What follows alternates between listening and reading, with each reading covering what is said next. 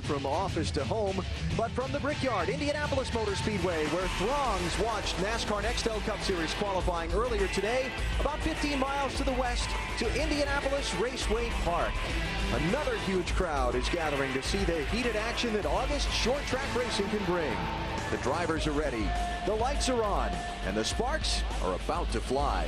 TNT Sports welcomes you to Claremont, Indiana for the 24th renewal of a NASCAR Busch Summer Highlight, 200 laps of racing at Indianapolis Raceway Park. The fans turn out here because the racing's always entertaining. The tight confines of this 6/10 mile keep the action close. The fans are right on top of that action. With flat dirt tricky to tame, sometimes to make the winning pass, the driver here needs to lean on 8 tires. The 4 on his car and the 4 on the car to his outside.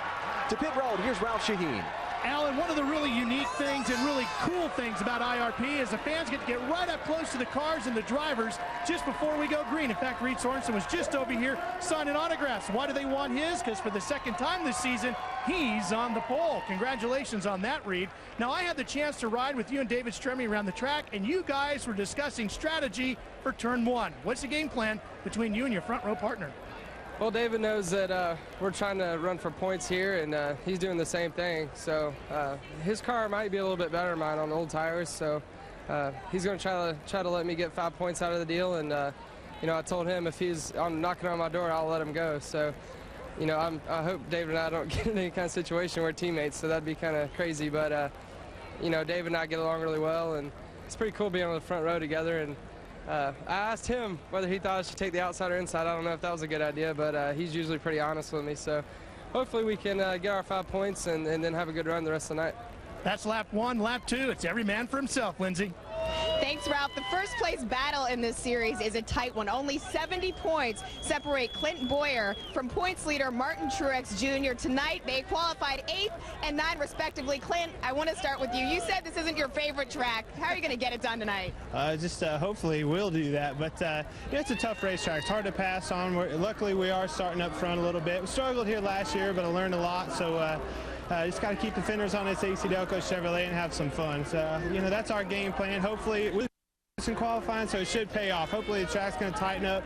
Talking to the drivers and driver intros, I think that's what everybody's anticipating. So, hopefully, plan works. And we'll walk next door to the man who starts 9th tonight, Martin Truex Jr. Martin, you've been splitting time between here and over at Indy. So tonight, do you finally get to focus on a win here? Yeah, I hope so. The car wasn't as good as I would have liked it to be in practice this afternoon, and guys been working real hard. We made some changes for qualifying, helped it. Hopefully the weather helps us a little bit. I'm banking on that. So I don't know. We'll see when we get our best pro Chevrolet up front. Hopefully we'll be, we just need to be around at the end. And it's a hot night for everybody down here. Ralph?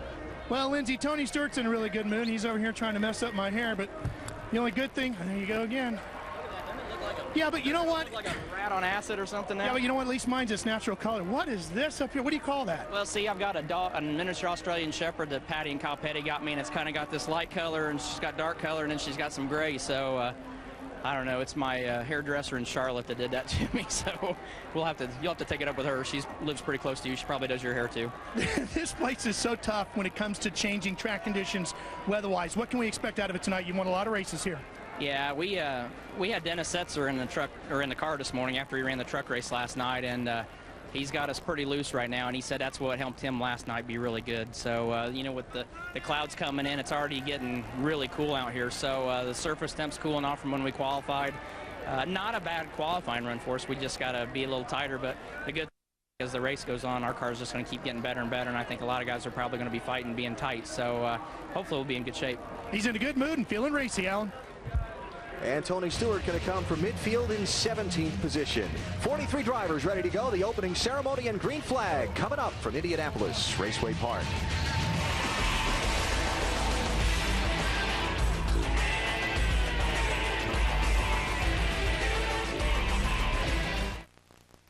NASCAR Nation, where the worlds of entertainment and NASCAR collide. I knew I could do it. Where's my contract? Wow, wow. An all-new NASCAR Nation, tonight, 7 Eastern and Pacific, exclusively on Speed. I'm out of here.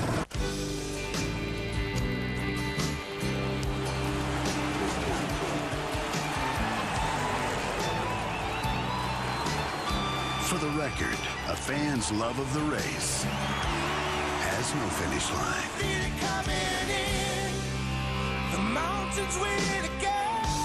Busch Beer. For 24 years running. Proud sponsor of the NASCAR Busch Series.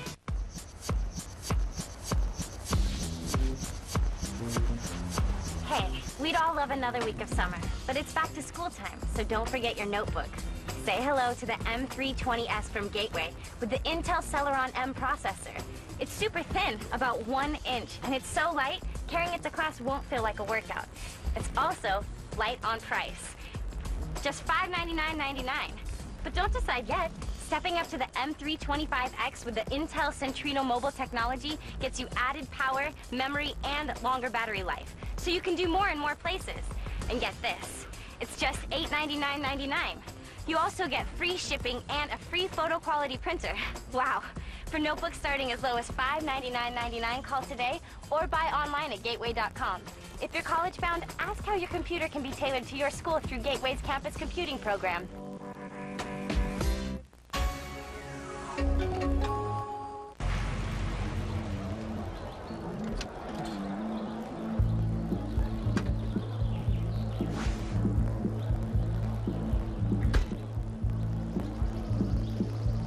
Hey, what's up?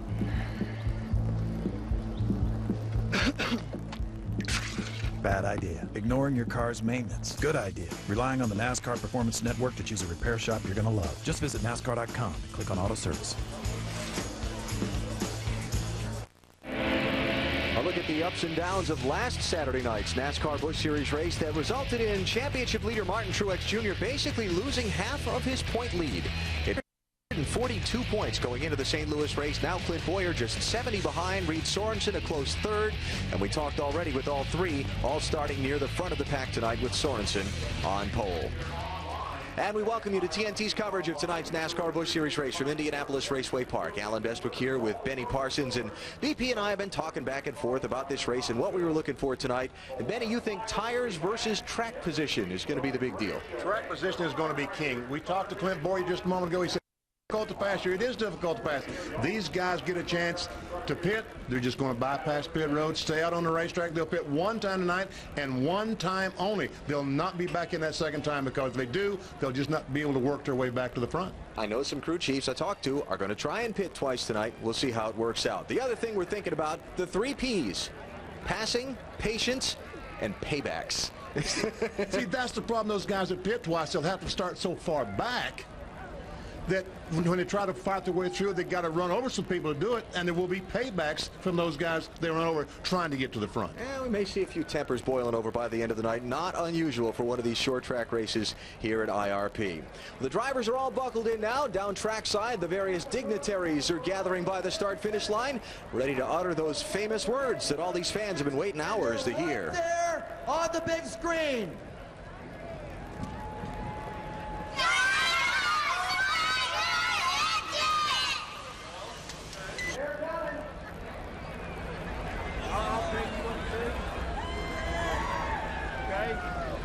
They're going to go around 3 times.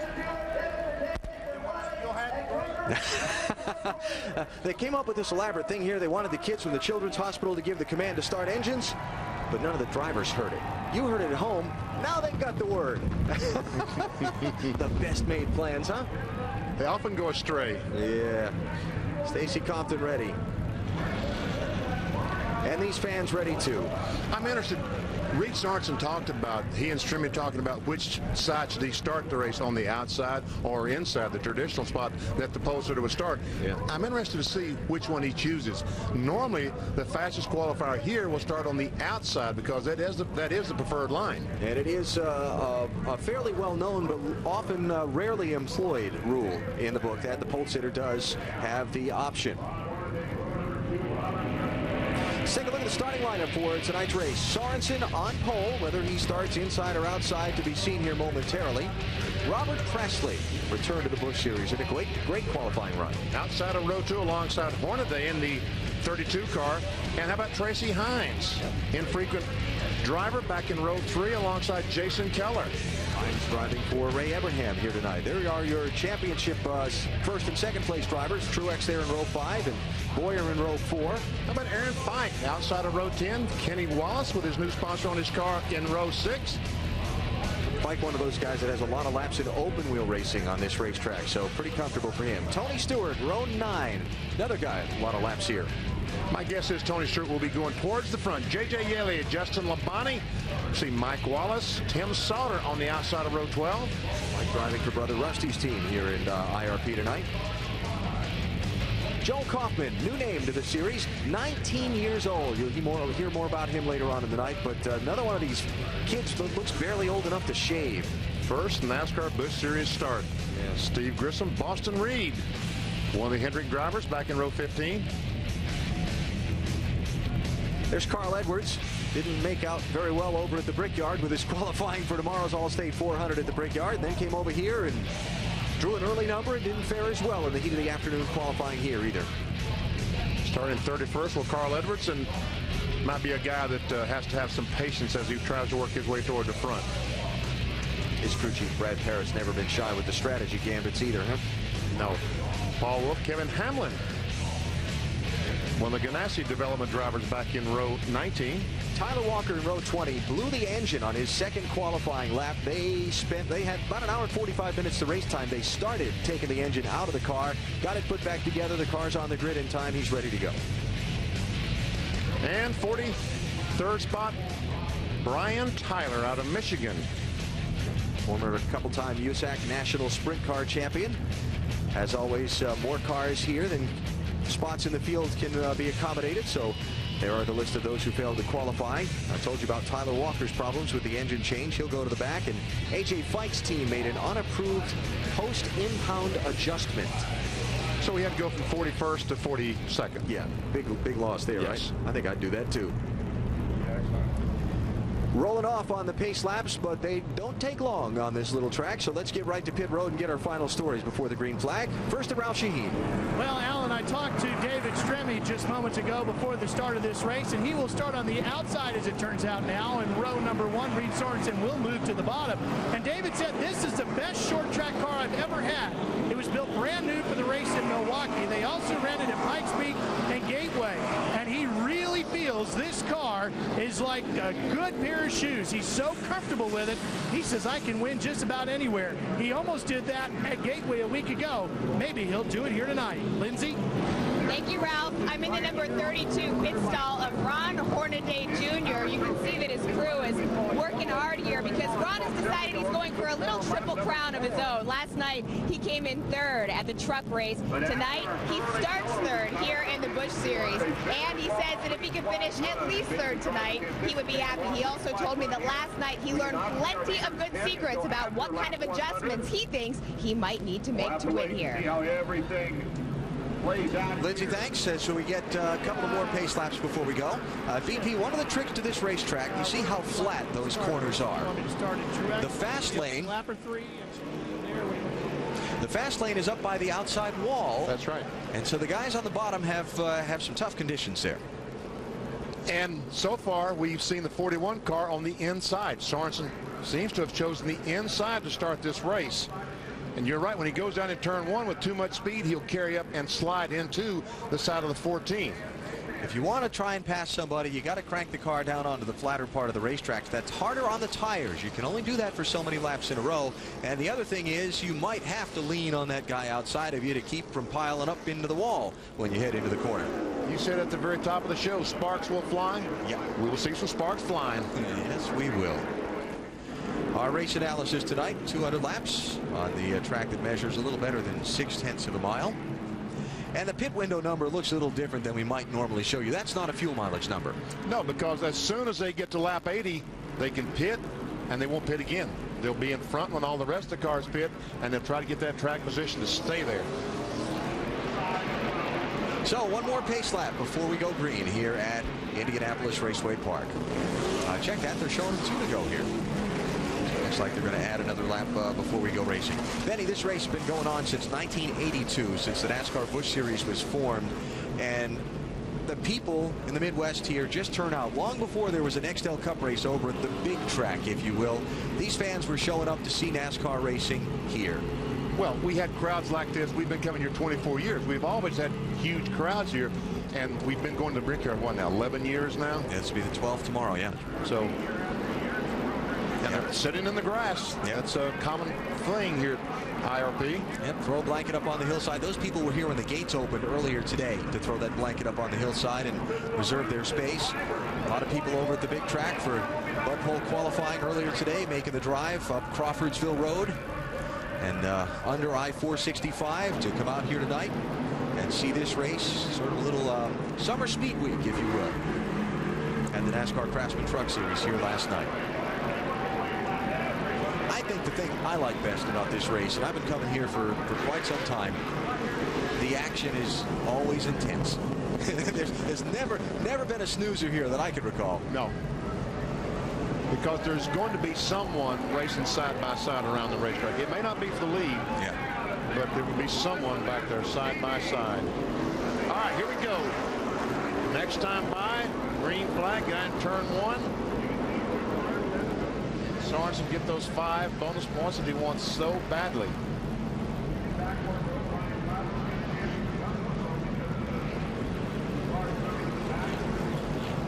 Hornaday back in the 3rd position. There he is in the 32 car. That's Tracy Hines right behind him.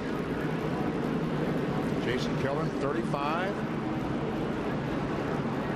And the championship contenders just behind them. Boyer and Truex Jr.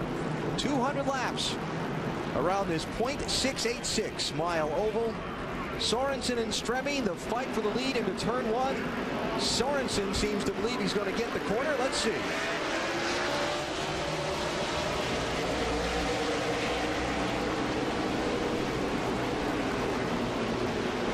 And Stremme was good to his word. He did give Sorensen room to go down in turn 1. Oh, look how tight these cars are.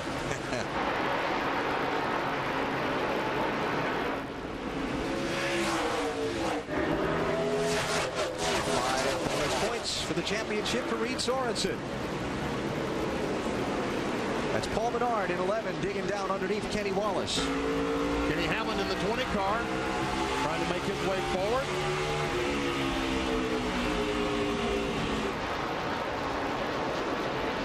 Hamlin underneath Clint Boyer at 7th place. Truex back in the 8 car watching this battle.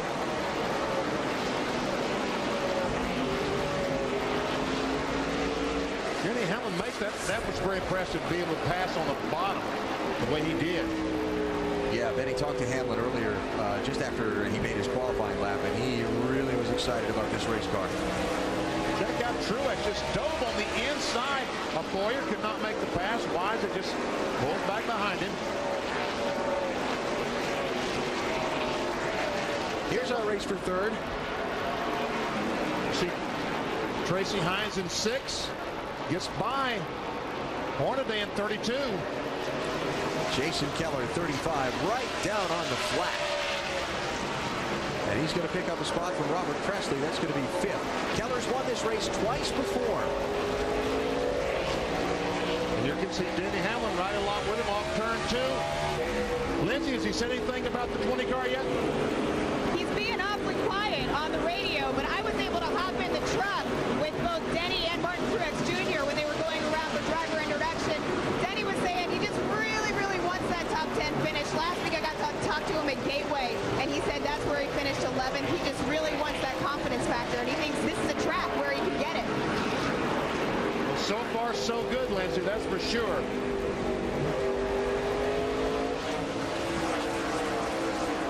David Green on the move down low. And Ashton Lewis, the Marines, trying to charge to the front. Ashton on the inside. Paul Menard, the 11 car, and David Green, as you said, the 27, a great battle. It's 11th place there, BP. David's been on a really great roll. He sure has. A great win for him in Colorado a couple weeks ago. Followed that up with a top 5 finish last week in St. Louis. after a really difficult first half of the season where he only got one top 10 for a guy that's a former series champion. Aaron Pike in 66 at 25 of actual was trying to get by, couldn't quite make it. You can see just how difficult it is to get that grip on the bottom of the racetrack to drive up alongside that fellow on the outside. Davey Green has a very good race car. He just can't find enough grip down there to make the pass. And so he continues to run behind Menard in 12th place. Well, Stremme said that Sorensen could have the first quarter, and Sorensen said if he got up and was knocking on the back bumper, he'd let him go. Right now, he's not knocking on the bumper. He can't catch the 41 car. Here's the gap first to second. C58 car of Reagan Smith heading for pit road. Early unscheduled stop for him.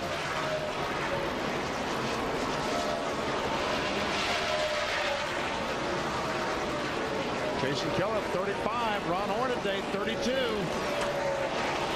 Battle for the fourth position. Keller looks good, huh? He does. He really does look good. As you said, he runs this racetrack. Has always performed well here at IRP. Talked to Jason today. Jason's had a really tough season. I mean, a really tough season. And I talked to him today. He had the biggest smile on his face. He said, I've been looking for a car that feels like this all year. And I got it tonight. That was impressive. I even turned left down the middle of the corner and drove up on the inside of the 32, but he just can't get the traction that he needs without driving up and banging into the side of the 32 car.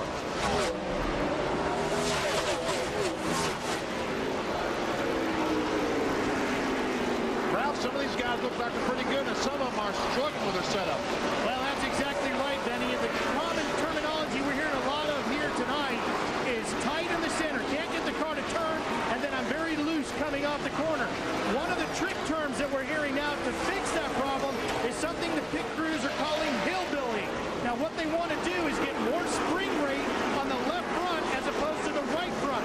The more travel you have with the spring gives it more bite, so you have to take that out of the car to get that car to turn in the middle.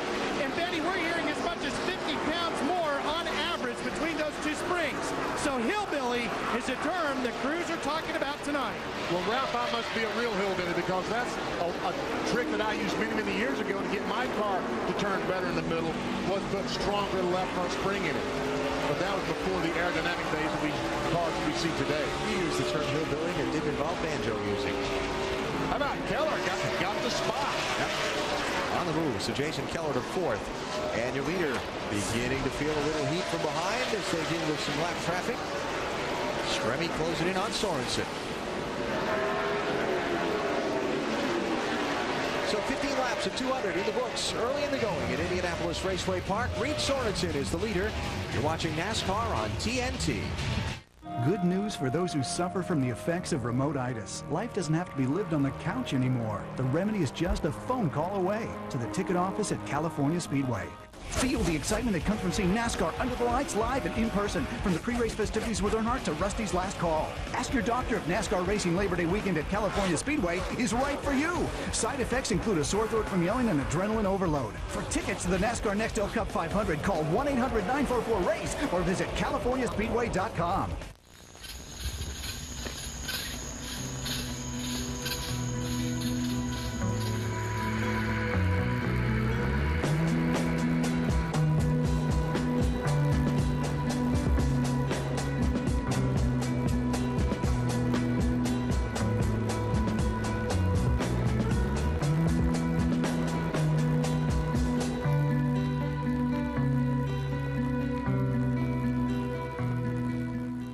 This is Bob. Bob is doing well. Very well indeed. That's because not long ago, with just a quick phone call, Bob realized that he could have something better in his life. And what did he get? Why, a big boost of confidence, a little more self-esteem, and a very happy missus at home. Call or go online now to get a free sample pack. Enzyte, the once daily tablet for natural male enhancement.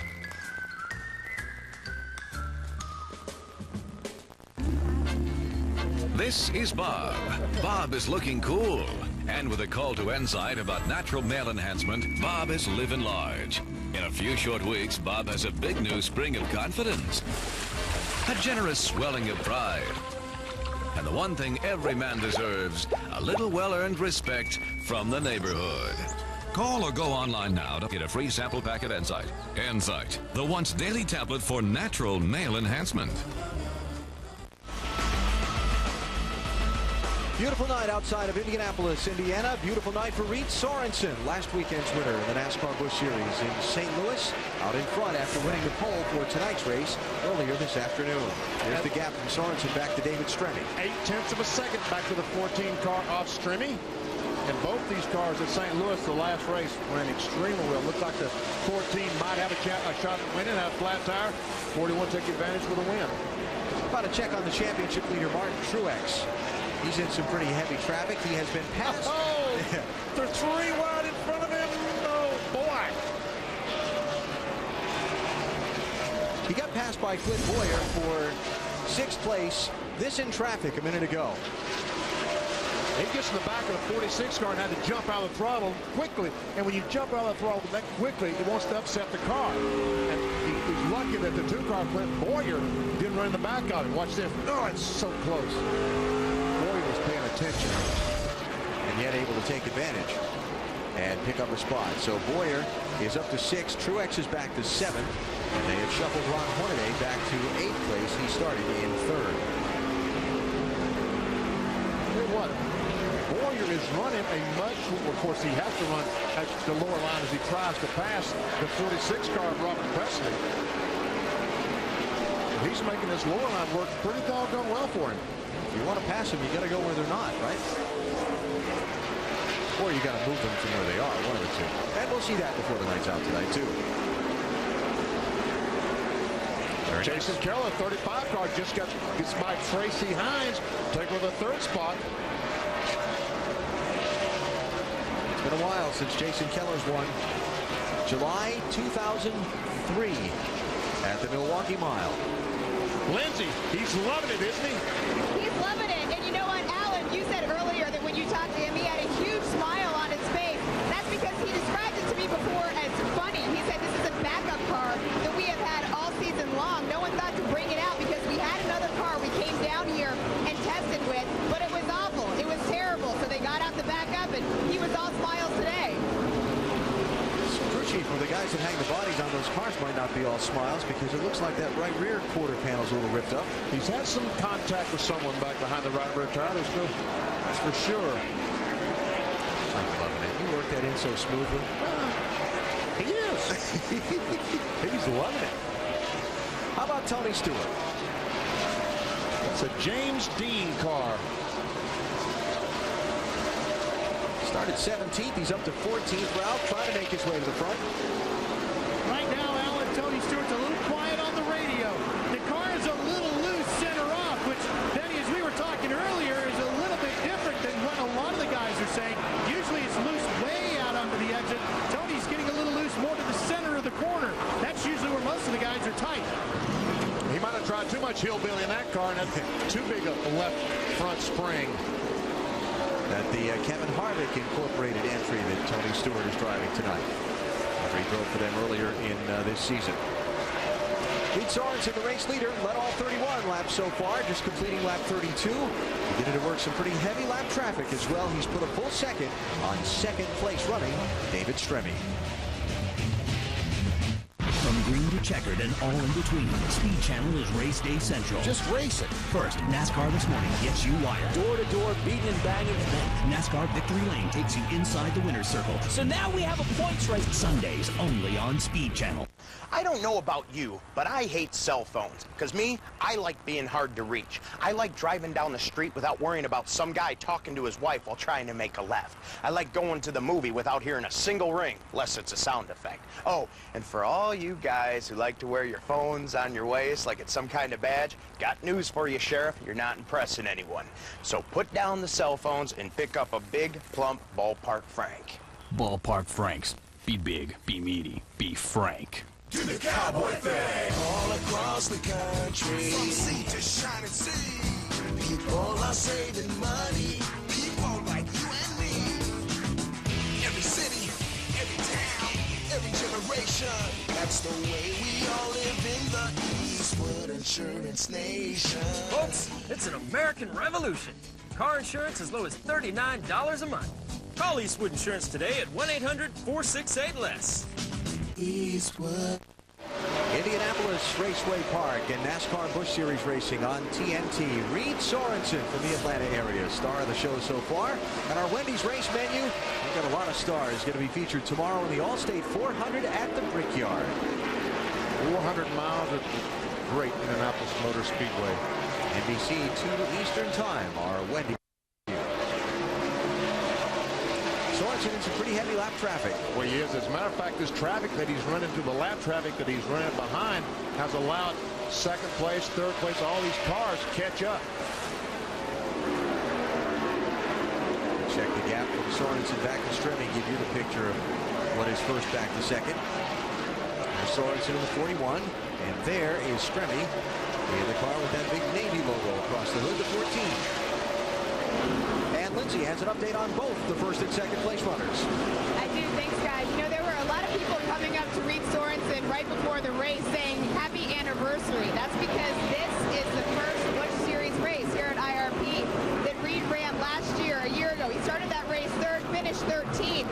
He's been exceptionally quiet here tonight, and his crew tells me when it's quiet, that's a good thing. That means that Reed is focused and he's thinking. As for David Stremme in the number 14 car, he got on the radio a little bit ago to his crew chief, Randy Cox, said he was feeling tight in the corners. And Stremme, of course, is a local guy. He's from about an hour away from here in Indiana. And so he said he has a lot of friends, a lot of family here, really hopes to do well. And I also want to add that these guys are getting a little bit concerned down here on Pit Road because it has started to sprinkle. In fact, we're right near a pond, and you can see the drops consistently coming down. So a lot of folks down here are looking and waiting and hoping that doesn't increase. Yeah, that's not good. We'll go on board with Denny Hamlin, the 20 car, and so far I don't see any raindrop. Yeah, I see a little bit over there, don't I? Civic seat on the left side of the Kenny Wallace car. Well, obviously it's pretty light. I mean, it's not enough to really cover the windshield, so the drivers are still steaming along here and we stay under the green. Oh, here we go now. Here we go. That's the leader and that's the traffic. First of all, I'm kind of surprised we haven't seen a caution yet, but when the leader comes up to start putting a lot of guys a lap down, sometimes we see people force the issue. That's when you see that lack of patience we talked about. We talked about patience. Well, this is lack of. It's Brent Sherman in the 10 car. He does not, he and the 36 car, Stan Barrett, they do not want this 41 to get by them. That puts them a lap down and really takes any chance of a good finish out the window. In the meantime, there's your leader sitting there wondering which lane's going to open up.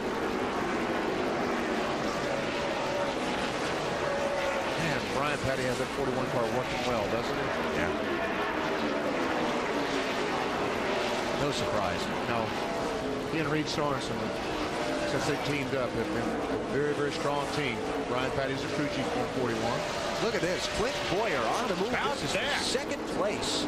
Man, he is marched by the Tracy Hines car, the Jason Kellen car, and now by the 14 of Stremme to take over second spot. Clint Boyer started 8th. And he's doing it by being able to run the bottom of the racetrack. It looks like he has by far the best car down low. That's the tough way around here. Clint Boyer picking up his first win in the NASCAR Busch Series back at Nashville Super Speedway. What, 2 months ago or so, back in June. And look at this. Look how much distance he's put on Stremme just in this lap or so we've been watching him. Because Stremme can't run that bottom nearly as well as Boyer. And check it out, right behind the leader, Sorensen. Oh, contact. Somebody say something about forcing the issue a little while ago? For the lead, Boyer goes underneath the 41 car and is he running down there all the time? I haven't seen him on top yet. He takes the lead. What a terrific run for Boyer. 1/4 distance, first lead change on the night as Clint Boyer eases by Reed Sorensen. They're still hung up behind the Brent Sherman car. Sherman trying to stay as the last car on the lead lap. Now Stremme about to lose the third spot to Jason Keller. Stremme at 14, Keller at 35.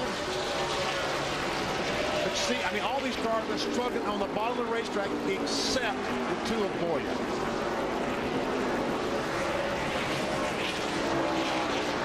So finally, the leader Clint Boyer gets by the lap car of Brent Sherman, well within his rights, by the way, to try and stay on the lead lap. There's a battle for the lead just a moment ago, right alongside with Clint Boyer. And Sorensen at 41 knew it was over. You know, he knew there was nothing much he could do. Well, BP, our first caution's not for what we expected it to be. Rain? Yes, sir. Oh, there I see the rain. Yep.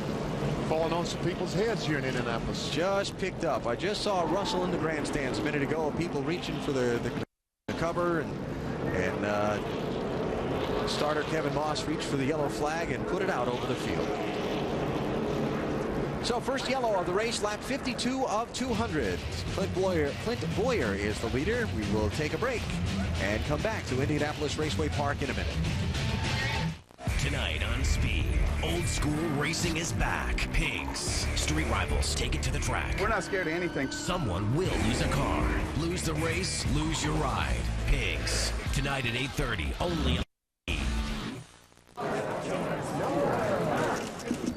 Hey guys, as you know, from time to time, we believe in shaking things up, making changes in the organization. For that reason, we decided to change my car's number from 8 to 6.7.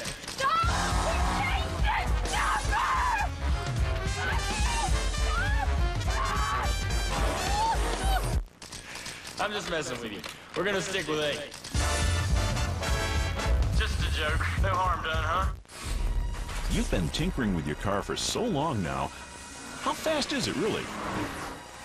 G-Tech Pro Performance Meter will tell you. It measures your 0 to 60 in quarter-mile time, handling G's, and yes, horsepower and torque. It's easy to use, and all the sensors are built in, so there's no installation. Just plug it in and go. It measures your RPMs right through the cigarette lighter, so you get sequential shift lights, just like in Formula One.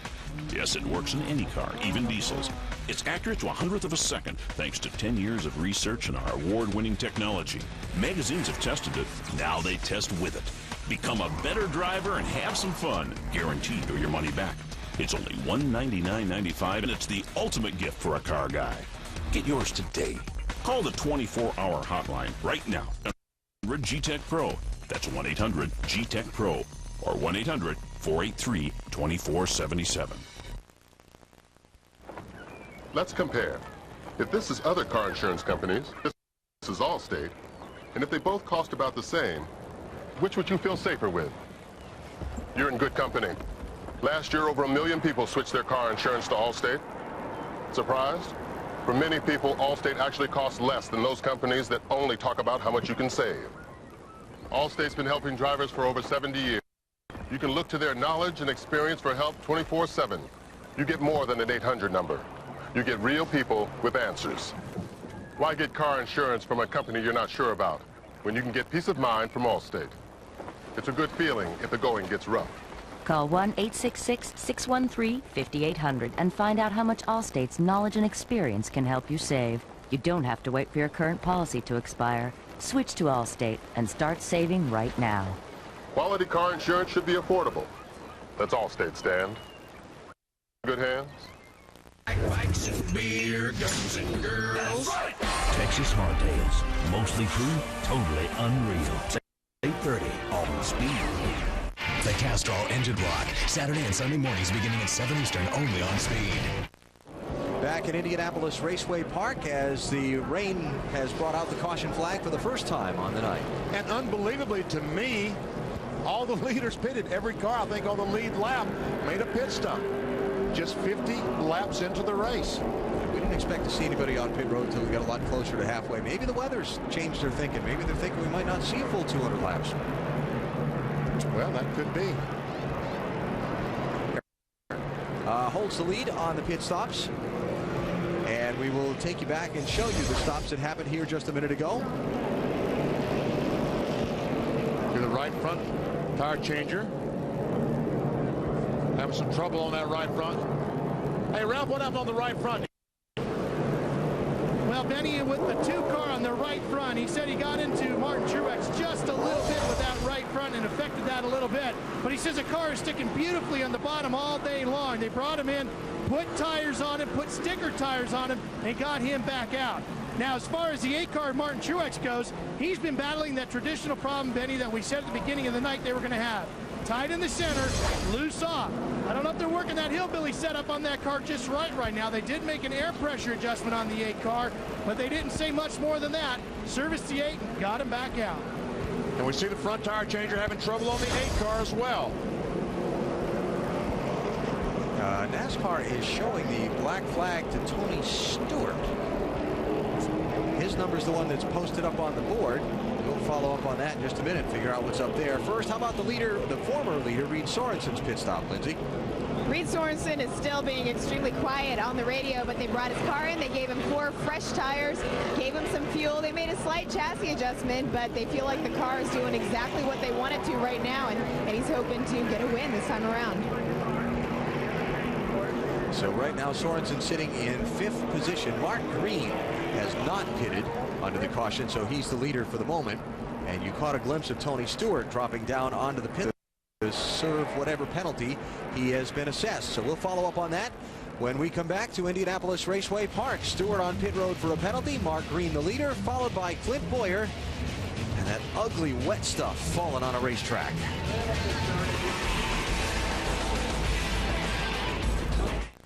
Great, the power's out, but you've got a flashlight, right? With dead batteries. No problem. Just grab another, and another, and another. Why can't you ever find a working flashlight when you need one? Introducing the Everlight Flashlight, voted USA Today's Product of the Year. This will be the last flashlight you'll ever need. It works every time without batteries, guaranteed. The secret is our exclusive charging technology using Faraday's principle of electromagnetic induction. Just shake Everlight Flashlight for a few seconds and you get bright light without batteries every time. Amazing! Everlight Flashlight is great for home repairs. Just shake and shine. Its permanent portable light goes right where you need it. Everlight Flashlight is perfect in the car. You'll have light year after year whenever you need it without batteries. You'll never be stranded in the dark again. Look, regular flashlights use expensive batteries that die and bulbs that burn out. Everlight Flashlight never needs batteries, and the ultra-bright LED light source never wears out. It lasts forever.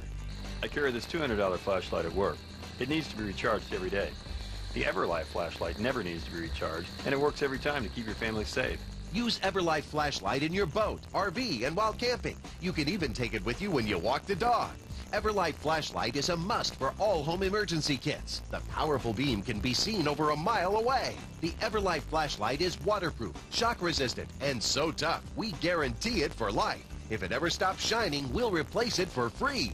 Now on this special TV offer, get the amazing Everlight Flashlight for the incredible price of just $19.95. But wait, call now and get the pocket-sized Everlight Flashlight, a $15 value, absolutely free. Get the Everlight Flashlight. Call now. Call 1-800-699-6542 to order the Everlight Flashlight for just $19.95 plus shipping and handling. You'll receive the bonus pocket size absolutely free. So call 1-800-699-6542. It's a coming down here at Indianapolis Raceway Park, and the field is being slowed. They will be put under the red flag momentarily. Tony Stewart had a problem on his pit stop, and Ralph's going to tell us what happened. Well, Alan, was a missing lug nut on the left front. That's what they caught Tony Stewart for, so that was the reason for the black flag. Just one missing lug nut on the left front. But NASCAR rules, you got to have 20 of them. 5 on each wheel. And it's going to drop Tony from 5th place down to 31st as the field gets ready to stop for the red flag. We will take a break. It's raining here at Indianapolis Raceway Park. Tonight's NASCAR Busch Series race with 59 of 200 laps complete.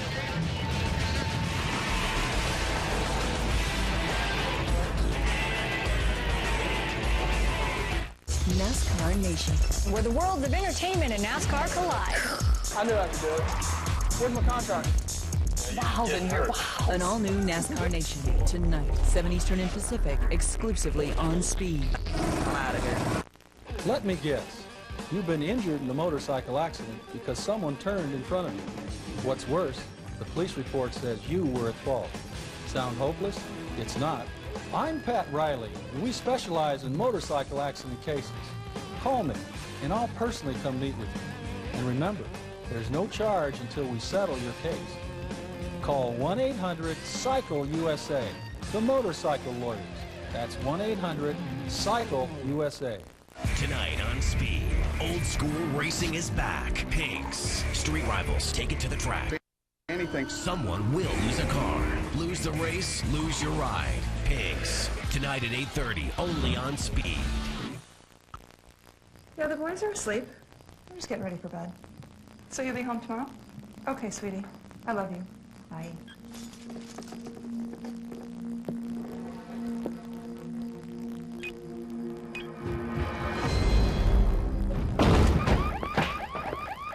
You guys okay? Hello? This is Mike with Brinks Home Security. Are you okay? No, someone broke down the front door. I'm sending help right now. Brinks Home Security protected this family, and they can help protect yours, too. The Brinks award-winning monitoring center can provide a quick link to the authorities 24 hours a day. And the Brinks Standard System is a Consumer's Digest Best Buy. Call Brinks now and get a free security system needs analysis, the Brinks Standard System installed for just $99, and a second keypad installed free. That's a $125 value. Plus, you could save up to 20% on your homeowner. Never really home alone with Brinks Home Security. Brinks Home Security, dedicated to rapid response and peace of mind 24 hours a day. Call now. An unfortunate summer rain shower has swamped the Indianapolis Raceway Park, putting tonight's NASCAR Busch Series race under the red flag after 59 of the 200 scheduled laps. I assume these fans are expecting the race to be restarted, as we are. Well, a good thing is happening as you're speaking, Alan. The safety vehicles have pulled from the infield onto the racetrack to start the drying procedure. That tells me that NASCAR must feel like the end of this shower is somewhere close by. Yeah. Or they're trying to trick us all. One or the other. Well, we've seen a lot of this over the years, and so it would not surprise me at all if this blows on out of here and we get this thing dried up and going again. I guess the advantage to having such a short track is it won't take them as long to dry. No, exactly. You know, at Indy, that's a big racetrack, 2.5 miles, you might be talking about 2 hours. Yeah. But here you got something 1/5 the size. Might be able to get it dry in 30, 40 minutes. Well, while we wait it out, let's talk to some of the drivers who were competing in the race before the rains hit, and we go to Ralph Shaheen. Well, one of those drivers who's having a pretty good run is Jason Keller. Jason, your car was really hooked up, it seemed like, early on. How good was it from inside the cockpit? It's really good.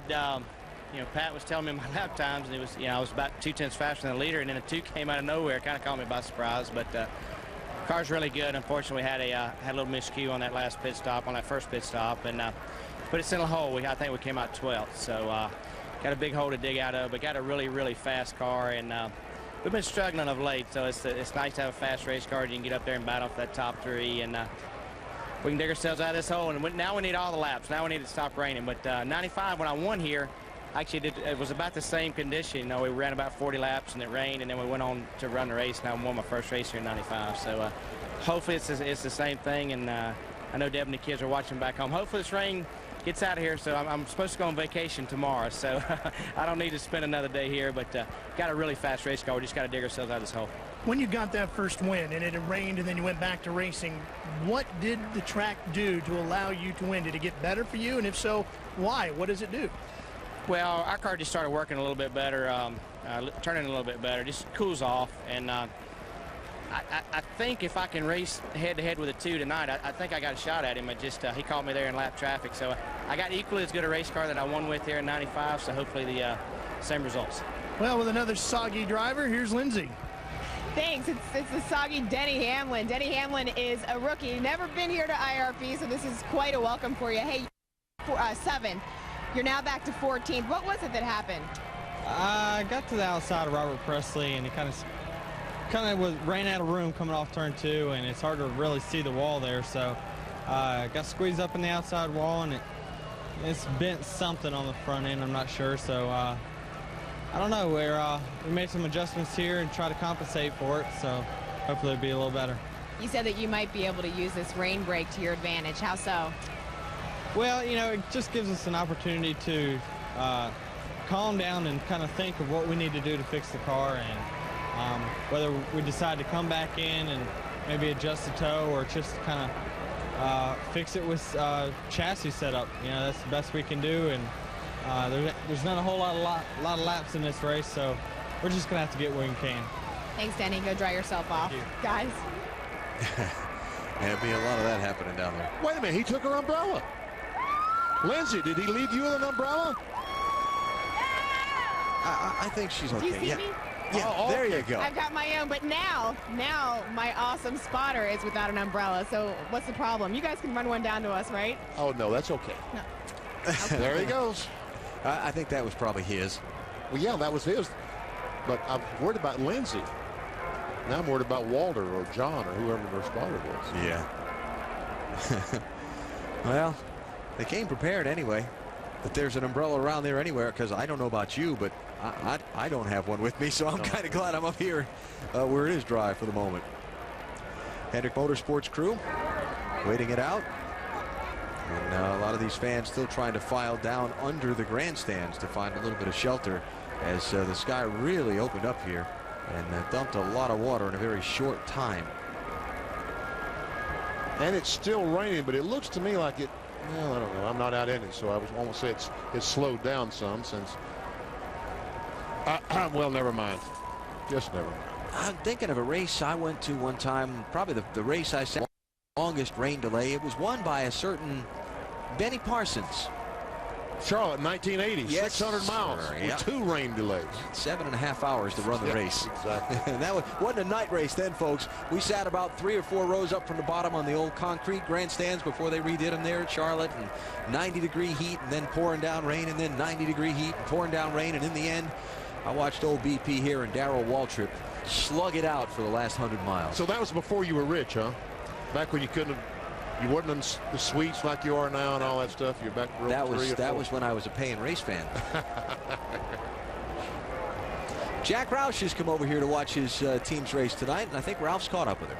Yeah, Alan, you know, what do you do the night before the Brickyard 400? Well, you come over here and get in a battle of umbrellas with a pit reporter, and you're the bigger name, Jack, so you win. Okay, how'd the cars do over the big track today? Well, we think we're ready to race. You know, Carl Edwards had trouble run over something on the racetrack and blew out a tire with about 6 laps on it. Lost a primary car, which had tested better than the backup car at, when we were down here for testing. But so he's a disappointment in terms of losing his good car. But it's a long race, and he'll have a chance from it. I'm sure that the information he gets from the other guys would be helpful.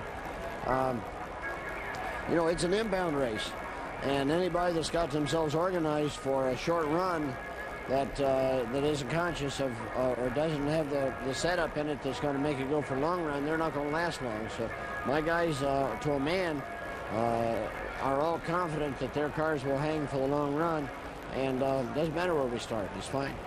I can hear it in your voice and I can see it in your eyes. You look like you're a little under the weather. How bad off are you? Well, I've got a summer cold that came on me. We've been doing some Identify or Find Driver X Race for the Ride for Discovery Channel that's going to air this October, starting October.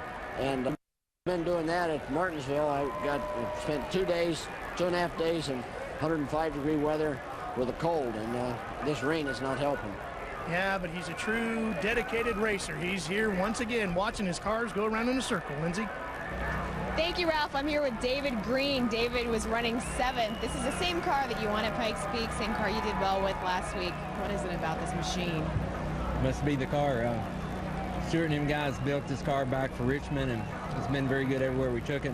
I'm a little hesitant in bringing it here because I knew we'd beat the sides off of it, but they promised me they could put it back together. But our car was good in practice today, and just missed a little bit there on qualifying. Had to start 15th, but man, it's a lot of fun passing all those cars. And my Marsh Kleenex Ford is really running around the bottom good. I'm a little loose off, and we'll fix that just a little bit, but I don't want to take all that away because it's turning pretty good down the bottom. But I don't know where this rain came from all of a sudden, but hopefully we can get it dried off and get going again. Could use a lot of Kleenex with this rain.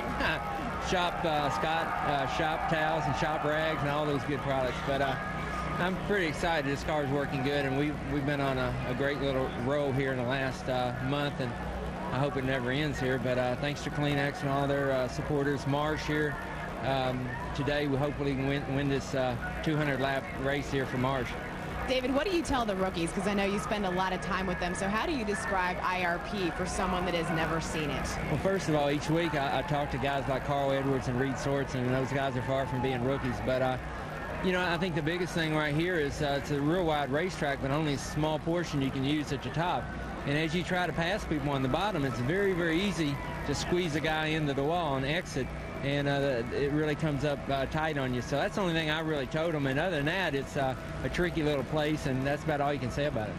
And your momentum, you're hoping to roll on tonight, aren't you? Well, we sure hope so. We hope we can get it going right here. And it's nothing like last night. Dennis Setzer put on a show, and I was hoping tonight we'd run green the whole time. And it looks like we were going to have a long green run here till the rain came. So hopefully the cautions will be without us tonight. We can keep our little Kleenex March forward up front and have some fun here and race those guys. Thanks, David. Don't take my arm. We'll see you later, Ralph. Lindsay, I don't know. When you're the points leader of the Busch Series, I think you'd have a bigger umbrella than that, Martin Truex. What's the story on this pretty small umbrella? I don't know. At least it's got the sponsor logo on it. That's a good thing. At least it's got Best Pro. I can use it as a hat. That's the cool part. How's the car? It's not bad.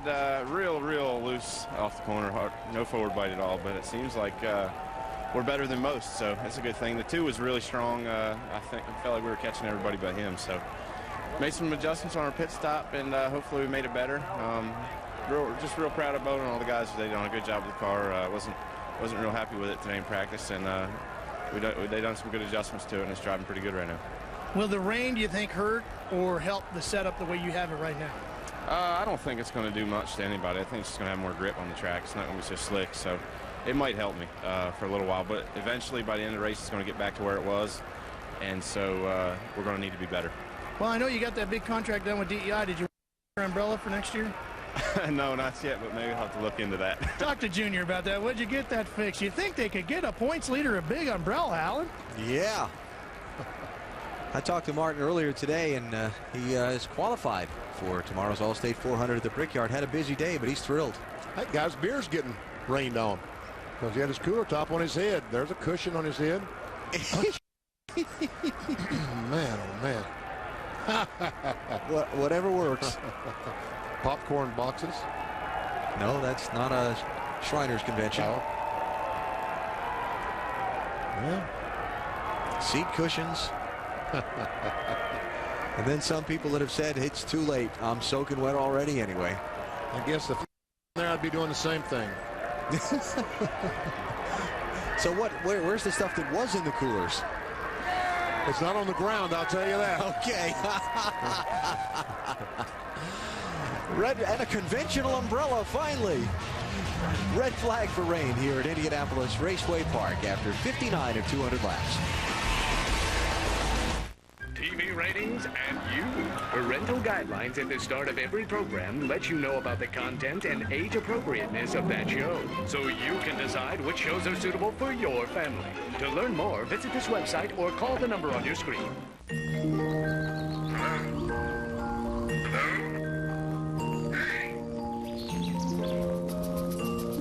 Today, the world of midsize sedans goes from boring to Zoom, zoom, zoom, zoom, zoom. With its powerful V6 and sport-tuned suspension, Mazda 6 marks the end of the boring sedan. Zoom, zoom, zoom. For men, competition is a 24/7 thing that demands the protection of new Speed Stick 24/7. That's why they developed the microabsorber technology in new Speed Stick 24/7. Powerful particles that can absorb up to 100 times their weight in wetness, keeping you drier and ready for even the most demanding competition. New Speed Stick 24/7 with microabsorber technology, keeping men drier 24/7.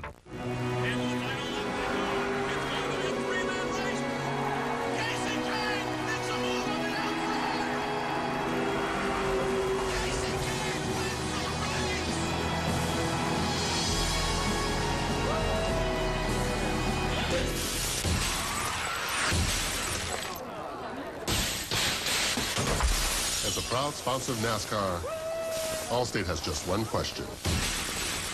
Are you in good hands? It's as close as you can get to being at the racetrack. You get more information. It's like you're almost there in the pits with them. You know before anyone's wrong with the car. Couldn't keep track of NASCAR any other way. You can usually hear what's going on before anybody else would ever know. When you leave the race, you feel like, man, I was part of it. That's what Track Pass does. You're riding with the driver. Follow your favorite driver. I listen to Dale Jr., Kevin Harvick, Jeff Gordon, and Jimmy Johnson. With exclusive content on AOL and Nextel Track Pass on NASCAR.com. I love Track Pass. Red flag rescinded. It's a good thing.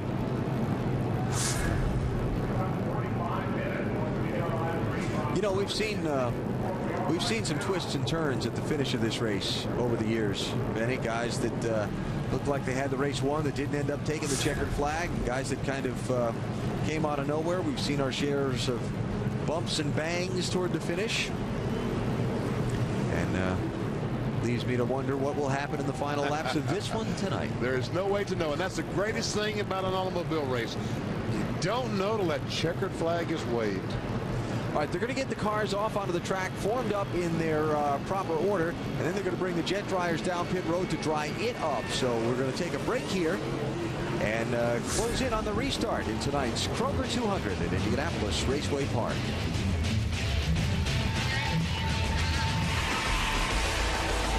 On the next Texas Hardtails. I don't understand why. Ma, hold on a second. I dropped the phone in the toilet. Hold on, Ma. Fix that piece of paper, will you? Texas Hardtails, Tuesday at 8:30 on Speed. Are you fed up wasting your weekend washing and waxing your car? The bending, the reaching, the back-breaking work. Then throw in the towel and kick the bucket now. Introducing Simonized Cyclone, the incredible wash and wax system that combines the cleaning muscle of a professional power wash with a revolutionary wash and wax formula that never needs drying. Just pour the never needs drying wash and wax liquid into the Cyclone and start spraying. You get a professional wash and high gloss wax shine in just minutes without any rubbing, drying, or buffing. Watch. The special never needs drying wash and wax formula enters the power chamber and is transformed into a cyclonic surge that unleashes a powerful blast to disintegrate dirt and road grime. As your car dries, Simonized seals the clean surface with tough Carnauba wax to lock in an incredible, glossy, spot-free shine that protects the finish from harsh elements. The Cyclone washes, rinses, and dries itself to a tough, long-lasting Simonized shine. All in one step. Other wash systems don't come close to the deep cleaning power of the Cyclone. Amazing! And forget about hoses. The comfortable non-slip grip keeps it secure in any size hand, while the easy extend handle eliminates bending and reaching. Nothing is faster or better than the Cyclone. And best of all, it's from Simonize, the most trusted name in car care. So why waste your weekend breaking your back when you can get the amazing Simonize Cyclone Power Wash with the never needs drying wash and wax formula, a $40 value at the detailer's direct price of only $19.95. Order right now and we'll also include the Cyclone multi-spray attachment, great for watering lawns and gardens or power washing decks, shutters, or siding. And it works wonders on windows. It's a $10 value, but yours free. And that's not all. Call now and get the Cyclone Power Vac and really clean up on carpet and upholstery. A $20 value, yours free. So throw away the towel and get the Simonized Cyclone Car Wash System, the free multi-spray attachment, and free Power Vac for carpet and upholstery, a $70 value, all for only $19.95. Don't wash it, cyclone it. Order the Simonized Cyclone right now.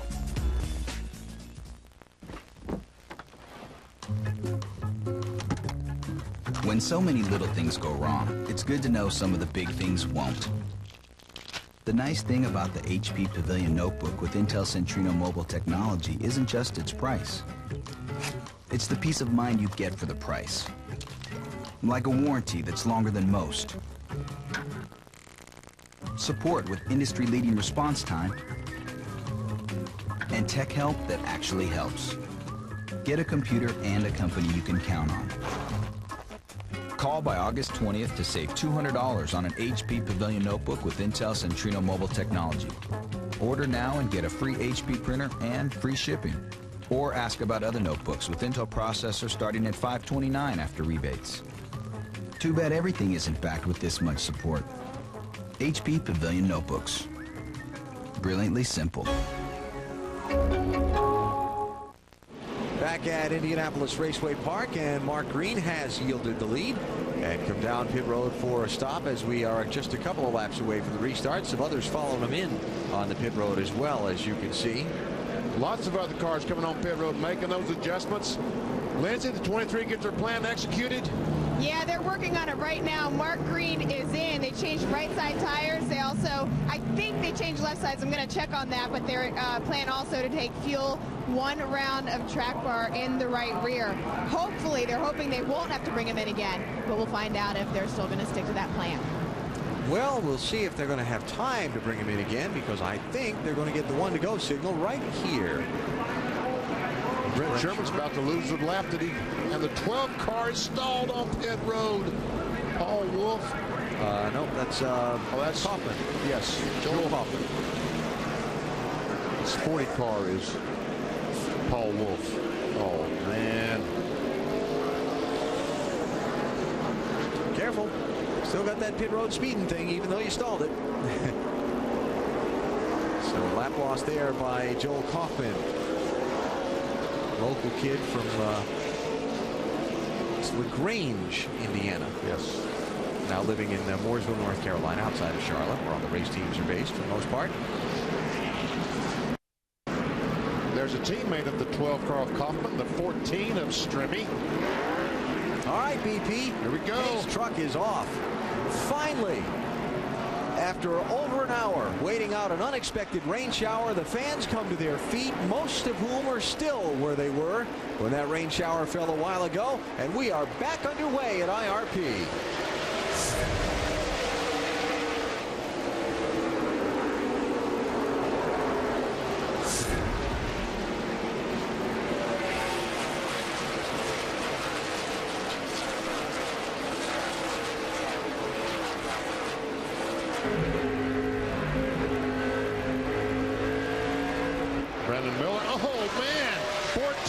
Strimmy trying to take the lead from the 2 of Boyer. There he is right on the inside. Oh, trying to get that grip. Not quite enough, but he's not going to give up.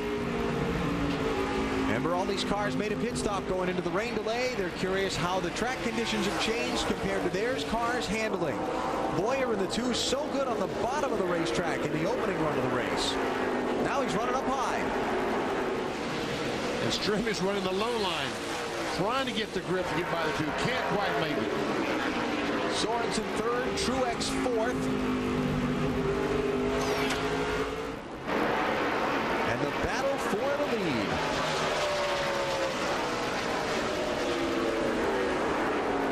Oh, there's that slide job. Almost making contact with the 2 car, but not quite. Great job by Strimmy to stay off that 2 car. Turn that car and drive up, just can't get enough run.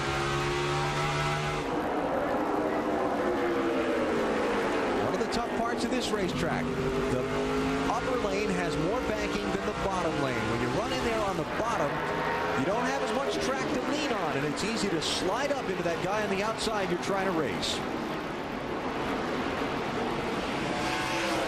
Strimmy realizes he wants to get up and get those 5 bonus points for leading the lap. And after all, he wants to lead the race. And he realizes he needs to do it now, because what we saw the earlier run, after 15, 20 laps, his 2 car becomes a rocket. And right behind Strimmy, starting to put some heat on. The driver who started on pole for tonight's race, Reed Sorensen, in the picture as well.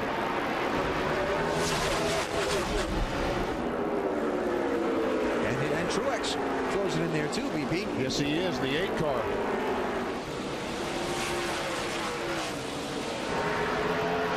Lindsay, how about the 14? What's the deal? Why is he trying to take the lead so hard? Because he is on a mission. They feel like this is the car they need to win this race. This is the same car that he had at Pikes Peak, also in Gateway. Last week in Gateway, he finished 22nd with it. But right before that long rain delay, they took 4 tires, gave him fuel, made a chassis adjustment. His crew chief, Randy Cox, I just talked to him. He said, we feel really, really good. Look for us possibly to pit on 89, but of course we won't if our track position can get up there. See, this is what we saw earlier, though. for what, 10 or 15 laps? Yep. They overrun the 2 car, but then now he's slowly, just inches at a time, pulling away from the 14. A little farther back in traffic. Remember, talked about Jason Keller in 35 running up there into the top 5 and then having a problem on his pit stop, falling back to 12. He's trying to pick his way through the traffic. We're right on board Denny Hamlin, the Rockwell automation. It's a pretty good automotion up there too. Yeah. Racing for a top 10 spot. Tell you one thing, that left rear. Now he's got the left rear of the 35 car to match the right rear. Yeah. To the left rear. Now watch as he goes by. Check out the right rear. Looks very similar. Now looking at that fender, he's not loving that. Tell you one thing, that would sure puncture a tire if you got up and rubbed against it. I'm sure the officials have taken a good look at it. So that's Jason Keller moving into 10th place and now working on the 46 of Robert Presley to try and pick up 9th. There's Kenny Wallace 22, David Green 27, and that's for 6th and 7th place. Ashton Lewis joining in the 25. Oh boy, almost contact. Kenny, you better go because you're going to run into it if you don't. Wow, look at Lewis right down there. All 4 wheels below the yellow line. 27 gets by Kenny Wallace, Ralph. Yeah, Penny, they restarted this race running 8th. The car was pretty tight for David Green. They took 4 tires of fuel, made an air adjustment, and put 1 round of wedge into the left rear to try to help David Green get that car through the corners. Looks like it's working pretty well, Ralph. The view from Kenny Wallace looking ahead at David Green.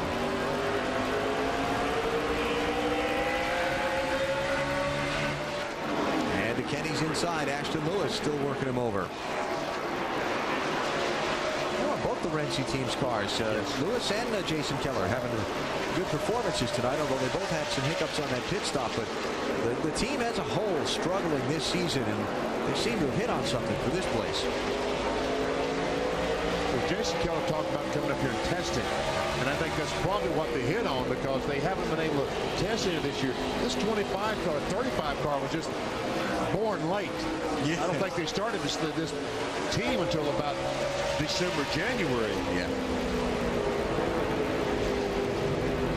Robert Presley slipping back as Denny Hamlin works to his inside, trying to pick up a spot. Now, Presley in the 46 car talked about being so loose during the rain delay, just not able to get back on the throttle to drive off the corner. We thought maybe that this clean racetrack with the water, the rain washing it off, might have helped this situation, but evidently not. All right, here we go. As Bory in the 2-car tries to go by Randy McDonald in 72, that allows the 14 to pull up right behind him. Look like Strimmy might be able to get alongside, but 2-car makes the pass on the lap car. Well, interesting there. Now, we saw Boyer move down lower on the racetrack.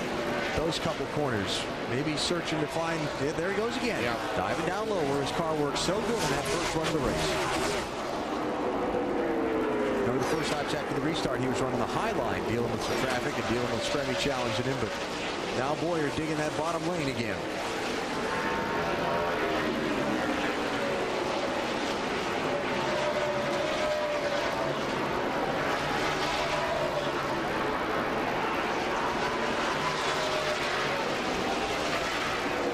So Clint Boyer out in front, third different driver to lead tonight's NASCAR Busch Series race at Indianapolis Raceway Park. Coming up on halfway, lots of racing to go. You're watching NASCAR on TNT. NASCAR Nation, where the worlds of entertainment and NASCAR collide. I knew I could do it. Where's my contract? Wow, wow. An all-new NASCAR Nation tonight, 7 Eastern and Pacific, exclusively on Speed. I'm out of here. My first car was a VW Rabbit. It was a puke orange. It was an awful, awful car. I don't think I even sold it. I think it was towed away.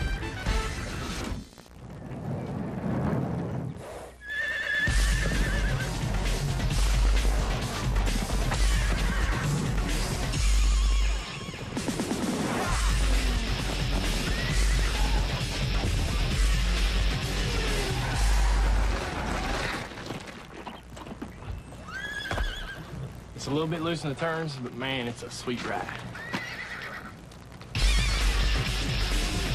Now that's horsepower.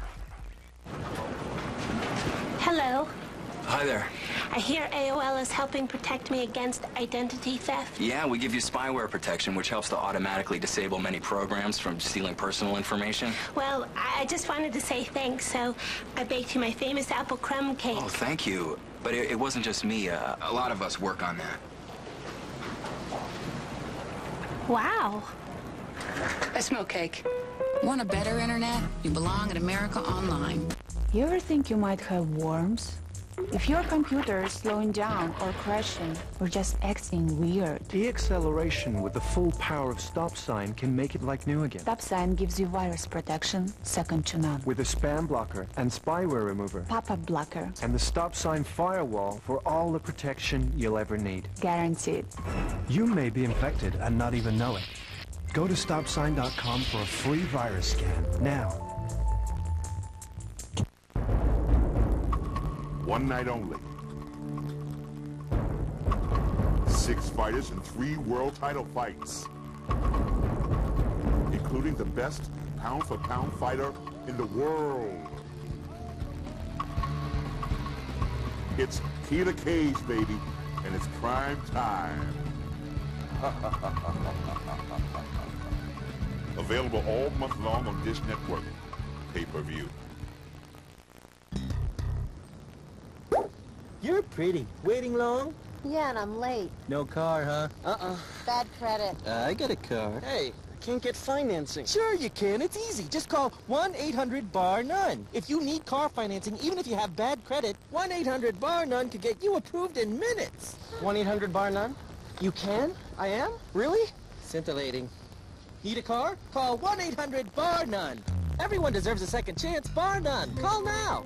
Indianapolis Raceway Park as the leaders come up on the halfway point. Clint Boyer out in front of David Stremme. The top two beginning to close on the tail end of the field. It's a huge pack of traffic that's probably going to cause them some headaches and heartaches here in these next several circuits around.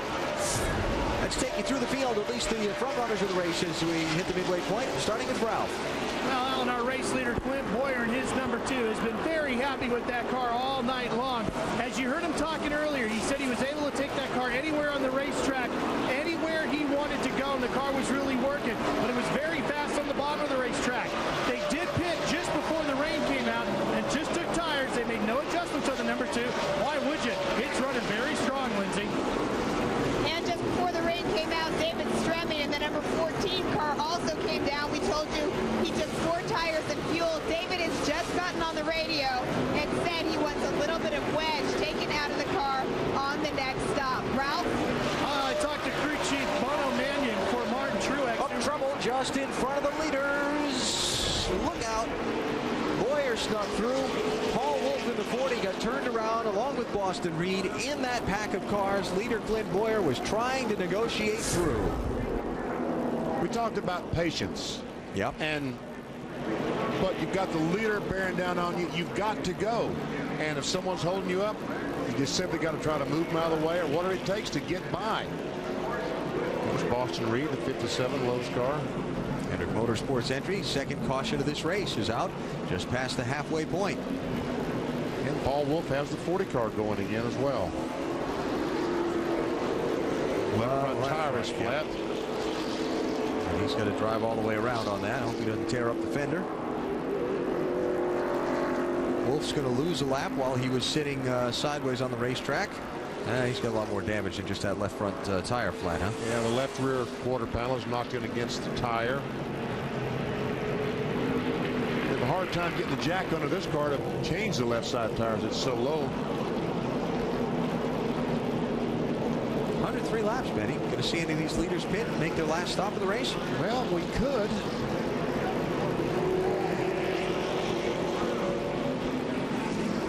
I'm thinking somebody will, but I don't think a lot of the front runners are going to here. Certainly could be wrong, but I mean, they only pitted, what, lap 50, 53, and a lot of those laps between here and there were run under the caution flag. See if we can see what happened to the 40 car. Here we see Boyer, the leader in the 2, and there we see Brent Sherman in the 10 gets into Boston Reed. They've checked up because of Paul Wolf in the 40 having spun and backed in the wall. They get that right front fender on the 2 car a little bit? Did Sherman, when the 10 car spun, did he get that fender? Yeah, look at it. Is there some damage there? Well, let's see. I guess he did. There seemed to be some contact between the 2. Here, let's check this out. All right, the 10 car turns sideways in front of him, and sure looks like, yes, there is contact between the 10 and 2. Ralph? Well, that is definitely something they are talking about. In fact, it was the first thing that Clint Boyer said over the radio when they were talking about what they were going to do to the car during this pit stop. He said, make sure you check that right front fender. I need to know if this car is okay. So that is the first thing they're going to do. The crew's up on the wall. They'll be coming down pit lane here in just a second.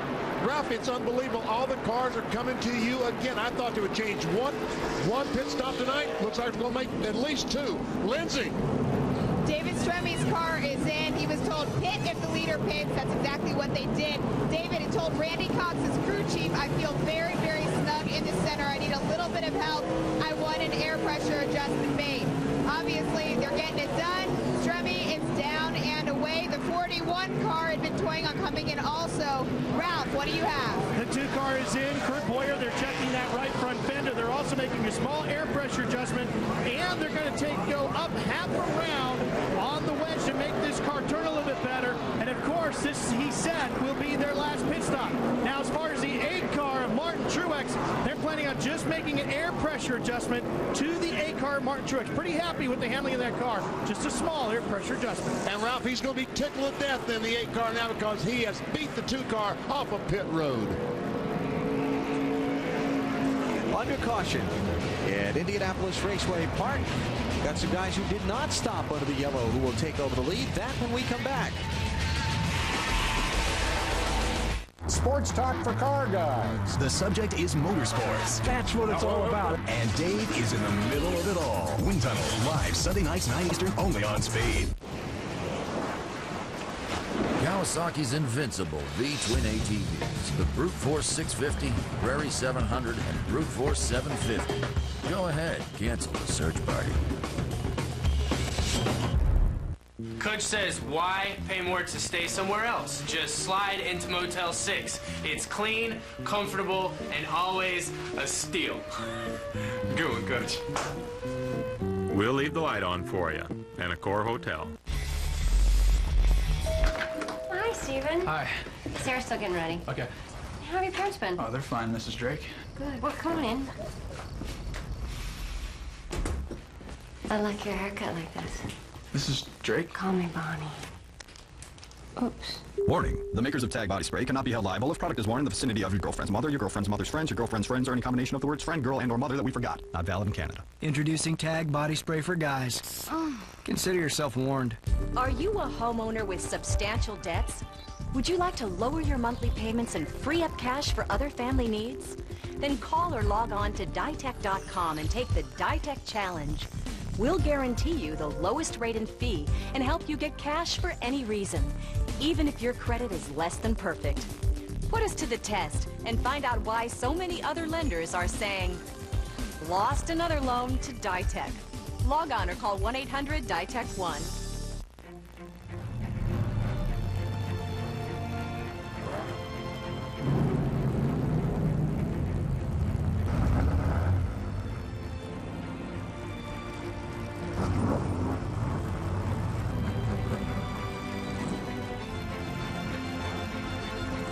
Pacing is everything, especially when drinking Crown Royal.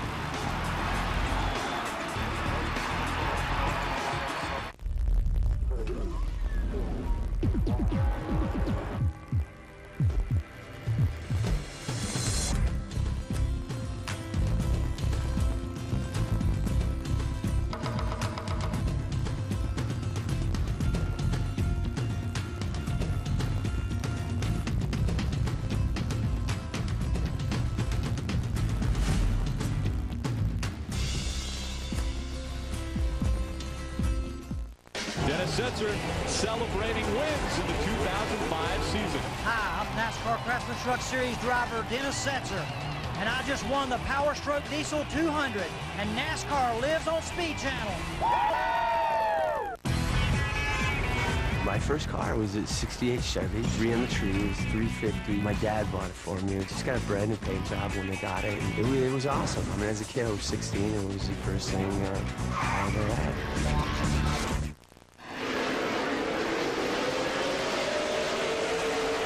Back as the green flag waves at IRP, Ashton Lewis in the 25 and Tyler Walker in the 38 did not pit under the caution.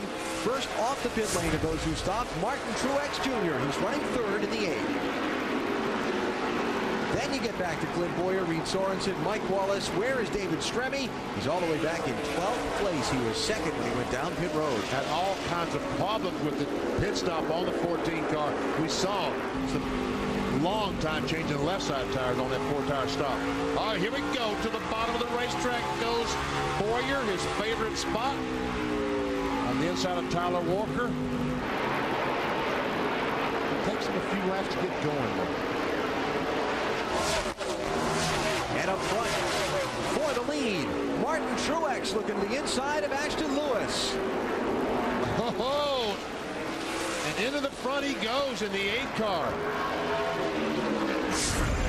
Tires.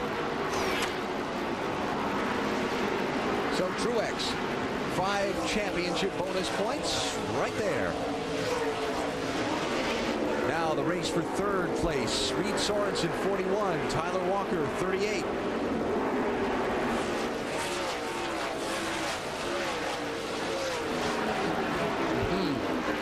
Tyler Walker does not want to give up that 4th spot, but he finally does.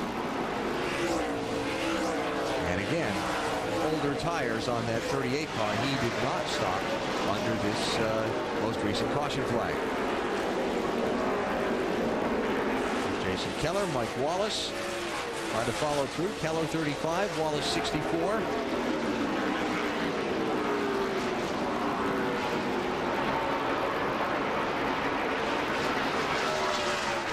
Keller trying to get by Mike Wallace and Tyler Walker.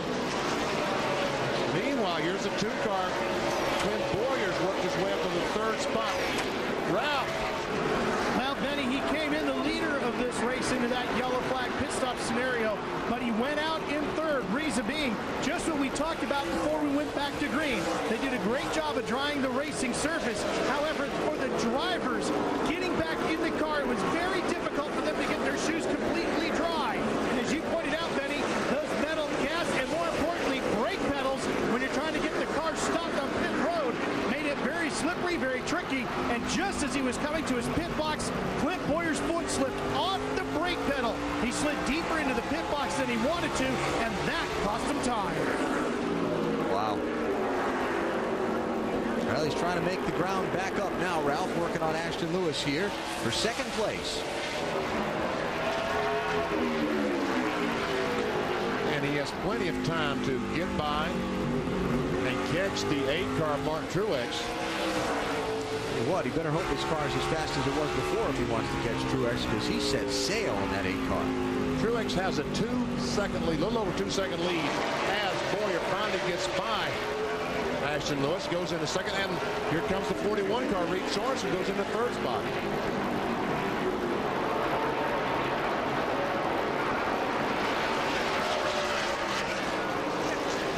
Talking about all these changes of positions on the pit stops, our Aaron's pit summary. Where they were and where they went. There's David Stremme. A big struggle on that set of stops. Man, that was a struggle.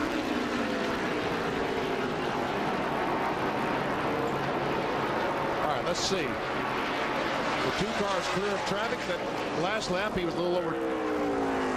He ran about the same speed as Clint Boyer that time. So, as a matter of fact, Reed Sorensen was faster than both of them. First place car, driver 41. Right along with Clint Boyer. Just a little bit, we're going to see the leader, Martin Truex Jr., going down in turn 1. You know, Benny, it's amazing what a difference a year makes. A year ago, Clint Boyer was sharing a ride with Kevin Harvick. running not even half the races on the season while Kevin did a lot of the super speedway driving and so on. And Clint's results weren't all that spectacular. And you wondered what was going to happen there. If the young man was going to pan out as pressure-filled as this business is for results. But his team and his team owner, Richard Childress, never gave up on him. They told me, yeah, he's doing a great job. He's going to be good. And this year he got into the 2-car, a ride all of his own for a run at the championship. Boy, he's shown himself to be a fast and solid and consistent race driver. Yeah, he is. You know, and when they made that announcement last year in Kansas that he's going to drive this 2-car this year and take over the AC Delco car, I mean, one of the best-known cars on the NASCAR Busch Series. He had his entire family from Kansas there. It was a really special moment. Well, that's the gap from Martin Truex back to Clint Boyer. First to second, with Reed Sorensen a tight third. Now, what of David Stremme? Lindsay, what happened on that pit stop? I talked to a member of David's crew, and they were all kind of beating themselves up because they said that pit stop was extremely slow for them. They had some lug nuts that fell off the wheel during the stop, obviously taking away a little bit of their time. So they're just fighting. They're fighting for any track position right now. Man, that's tough. So you see David trying to pick his way up through the traffic there. And back in 10th place right now after falling to 13th from the long pit stop. David Stremme, another race car driver. You see him driving this 14 car this year. And next year when he starts driving the 40 car for Ganassi and NASCAR Nextel Cup races, when he starts running up front, you're going to say, well, how could this be? Yeah. He didn't win this, he didn't win that. As you can tell tonight, he is a quality race car driver. A little wiggle wobble there when he went by Tyler Walker, but Stremme picks another one up. That's the 9th spot.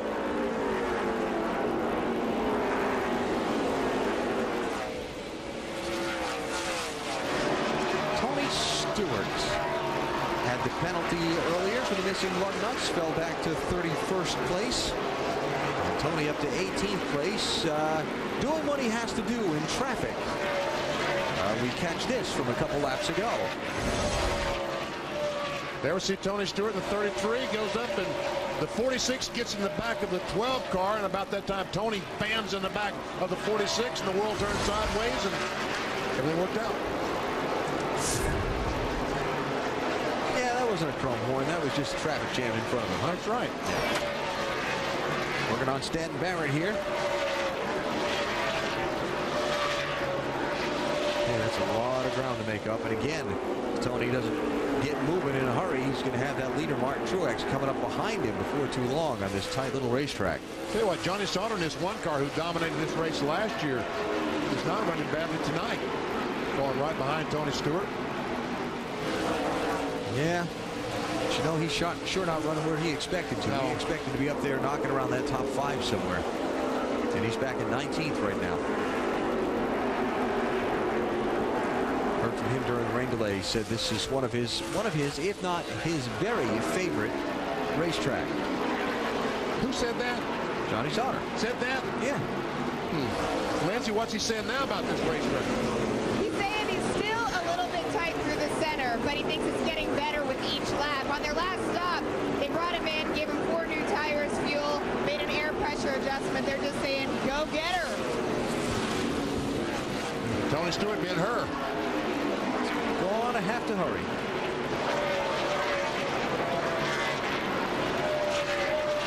Now the tough part of this place. Somebody's running that high line with the higher banking in the corner, and you have to try and dig around him on the bottom.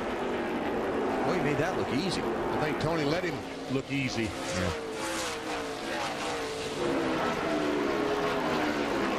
Ralph, how about Tony? Well, he's a little loose right now, guys. They put 1 round of wedge in the right rear of the car, put more tires and fuel, but that 33 right now a little loose through these corners.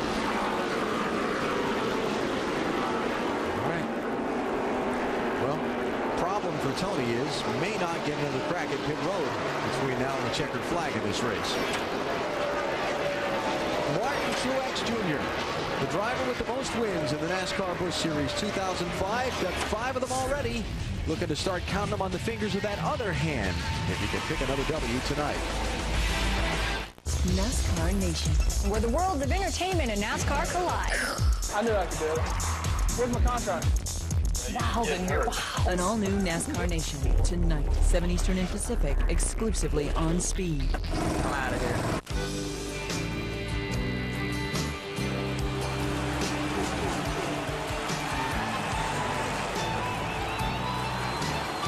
For the record, a fan's love of the race has no finish line. The mountains where to go. Busch Beer.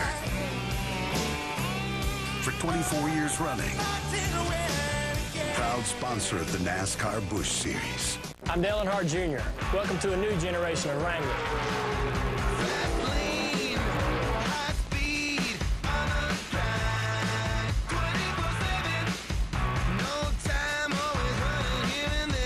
New fits, new comfort, new styles. Wrangler Jeans Company, a new generation of Wrangler. New fits, new comfort, new styles. Rhino Linings knows it's a wild world out there. And on August 5th, it's gonna get even wilder. When Bo and Luke push the General Lee to the max in the Dukes of Hazzard from Warner Brothers Pictures. And with a Rhino Lining, you can push your ride to the max. But without the wear and tear. Call or log on now for details on how to apply for a Rhino Linings Drive Card and get 90 days with no payments and no interest on purchases of $199 or more upon approval. And we'll tell you how you could win the limited edition Rhino off-road vehicle seen in the Dukes of Hazzard from Warner Brothers Pictures or other great prices. So head on out to your nearest Rhino Linings dealer and please obey your local traffic laws. Call 1-800-709-5481. Call now. As a proud Earthlink employee, I swear I'll do my part to help protect you from bad internet. Spam, viruses, Fisher sites, pop-ups everywhere. Things that waste your time.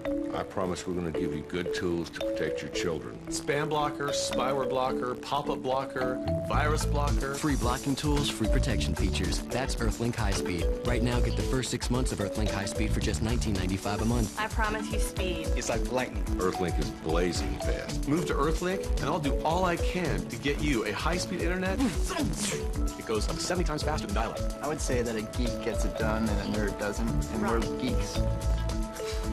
I love working for Earthlink. And when you call Earthlink customer support, I promise to treat your problems like my problem.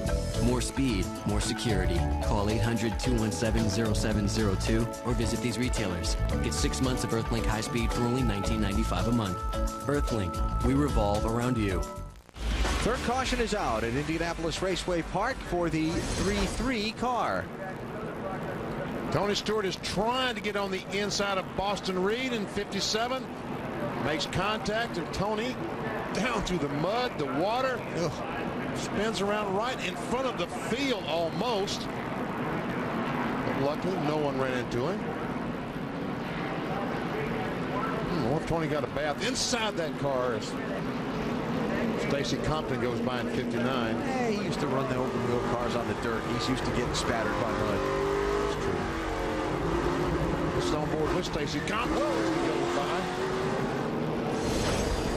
And pit road is open. Tony Stewart's in. Kenny Wallace is in, but most of the front runners chose to stay on the racetrack and not stop with 63 laps to go.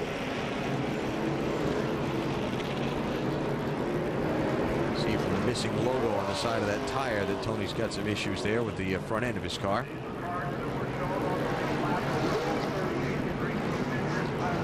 The 66 of Aaron Fike, I think, did make slight contact with Tony while he was sitting over there. And he had to come in and pull out the left front fender off his tire.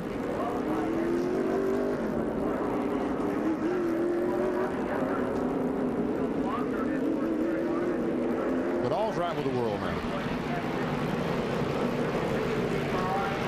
So no change up front, and we'll check and see where Tony's going to restart in this thing, although obviously his chances for the win took a serious crimping there, even if they still existed after the penalty from earlier. Well, that's right, because we have 29 cars on the lead lap. last time by was shown 26th.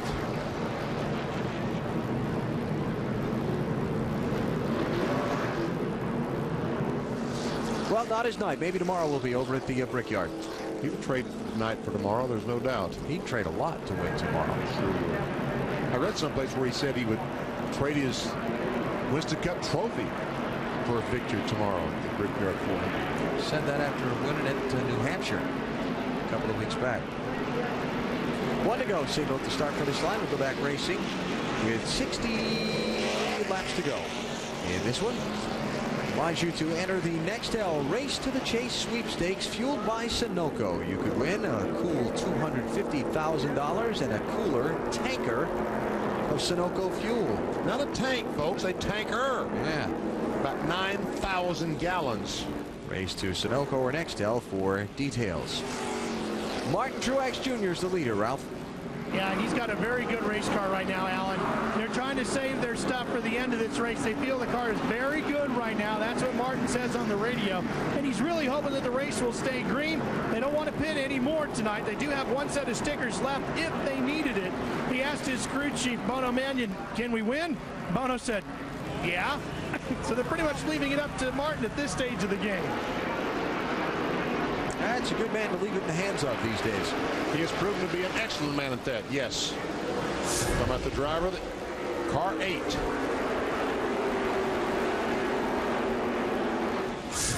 That's Justin Labonte in the 44 car. He is the first car 1 lap down. Yeah, Justin had a little problem on his last pit stop, not this past caution, but the one before that forced him to come back to pit road.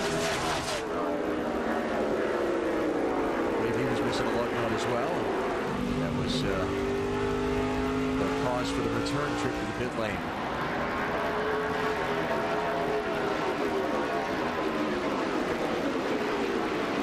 A lot of heavy traffic starting to stack up for these leaders now. You'll see Strimmy trying to work his way back into this battle. Carl Edwards in the middle of that mess. Here he comes in the 60. Brandon Miller, 21, on the outside of Carl Edwards. And about 2-3 wide behind them. That is a caution waiting to happen right there. I tell you, just trying to find a place. Tracy Hines in the 6 for Ray Evernham. Paul Menard in the 11. And Stan Barrett in the 36. Stan now not on the lead lap.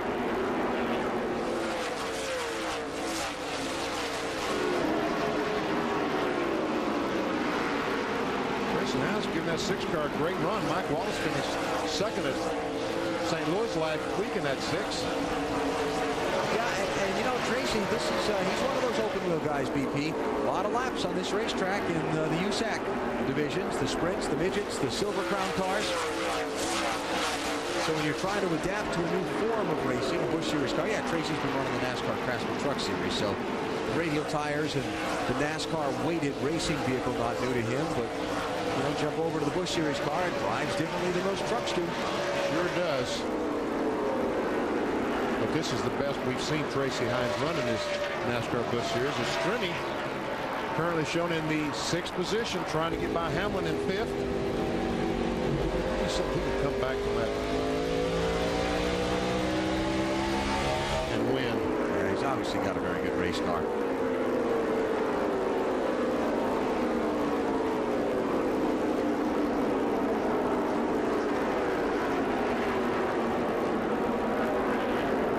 Gagler cars all around the racetrack. Ever see Mark Green, who led the race some in the 23 car.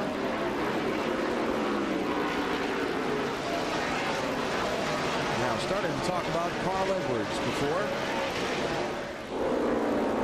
Carl started 31st, Ralph. He's up to 9th. It's been a busy night for Brad Parrish for this number 60 in communication with Carl Edwards. And one of the things Brad told me about working with Carl Edwards is the fact that this is the first time Brad's had a driver underneath him that was younger than him. If you think about all the drivers that Brad has worked with over the years, they've all been older. He said this time, now when I talk to Carl, there is a different relationship there. He looks to me with a little bit more respect and a little bit more interest in what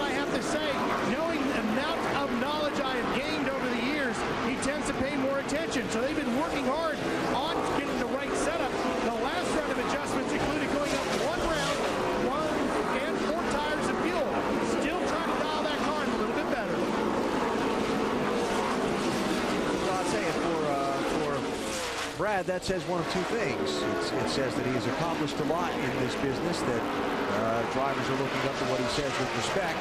The other thing is he's been around a while now. He's not as young as he used to be. And that'll get back to Brad, so that's why I said it. We saw him at Richmond when Carl Edwards won the race. He tried to do the cartwheel. Yeah. You can tell he's been around a pretty good while. Tell you what, Truex, Clint Boyer, the 2 car, is not gaining on 8. As a matter of fact, the 8 car the last couple of laps has been faster than Clint Boyer. So the changes they've made to the 8 car has certainly worked, and Boyer hasn't gotten any better.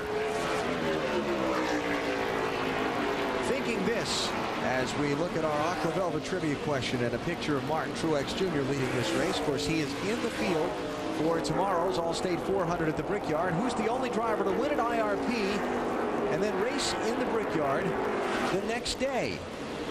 Now we'll just go back one car.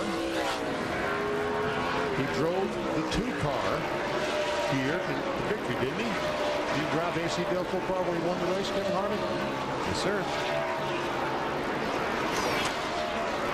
That was the year that he started off the year campaigning for the NASCAR Busch Series Championship. And then Dale Earnhardt's untimely passing put Kevin in the unenviable position of doing the double duty that year and raced in the Brickyard the following day after winning here at IRP the night before. Another solid day. The top 3 in the championship running 1, 2, 3 in this race right now. Hey, Lindsay, has Reed Sorensen got any chance of catching these 2 guys? If you base it on his performance last week, I would say he does. This is the same car that Reed won with at Gateway last week.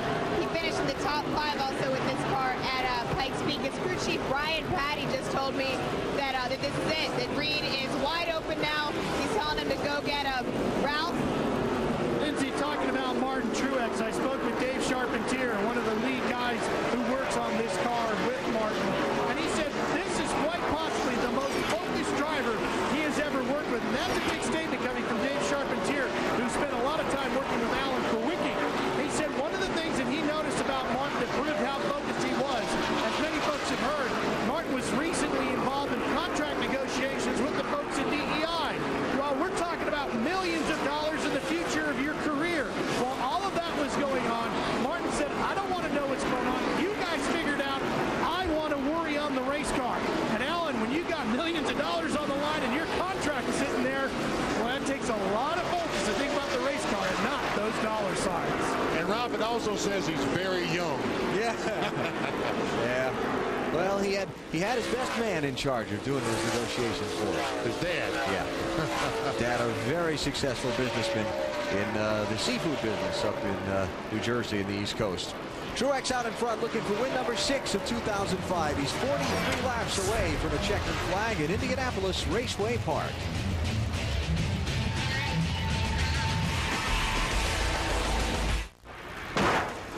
We're here in this auto graveyard to demonstrate New Finish, the once-a-year car polish. Simply wipe it on, wipe it off. No rubbing, no buffing. New Finish restored a deep, hard shine even to this weather-beaten car. We polished this car with New Finish and ran it through 52 car washes.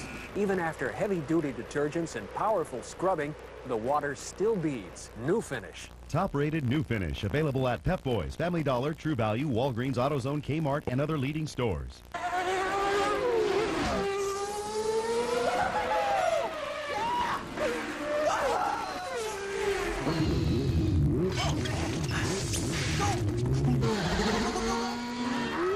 Get live streaming video from Verizon Broadband, the world's most advanced network, and stay on top of your favorite sporting events.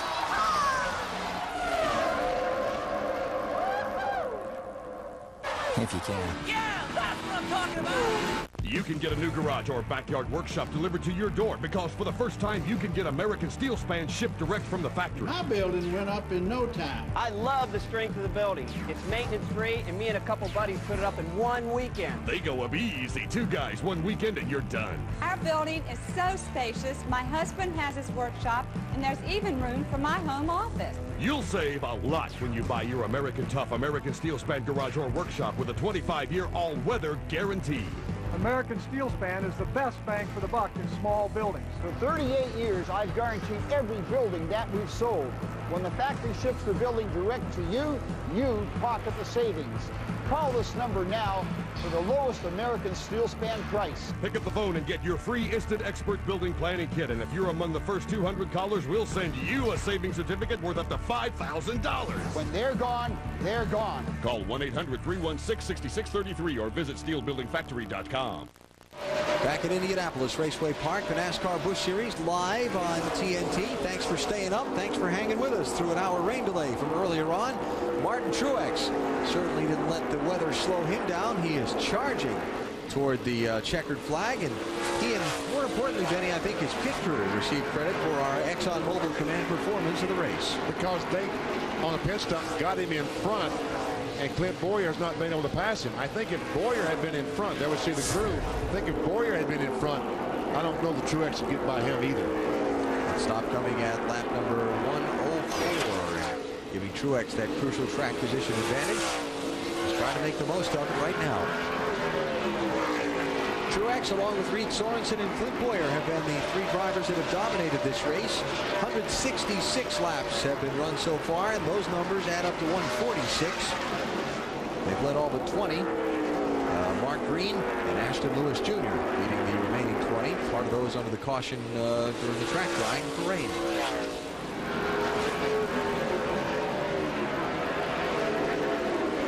Reed Sorensen, the 35 car, Jason Keller. This is a battle for the third position, and a pretty good battle. I tell you what, nice rally by Keller after that hiccup on the pit stop earlier where he fell back to 12th. And also a great comeback by David Strimmy, who's right behind these two fellas. Yeah, there he comes.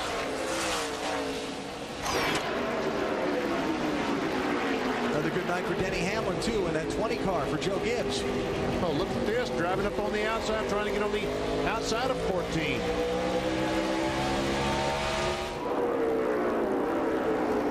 Get some lap traffic. Randy McDonald in the 72. Third, fourth, fifth, and sixth, all running together here.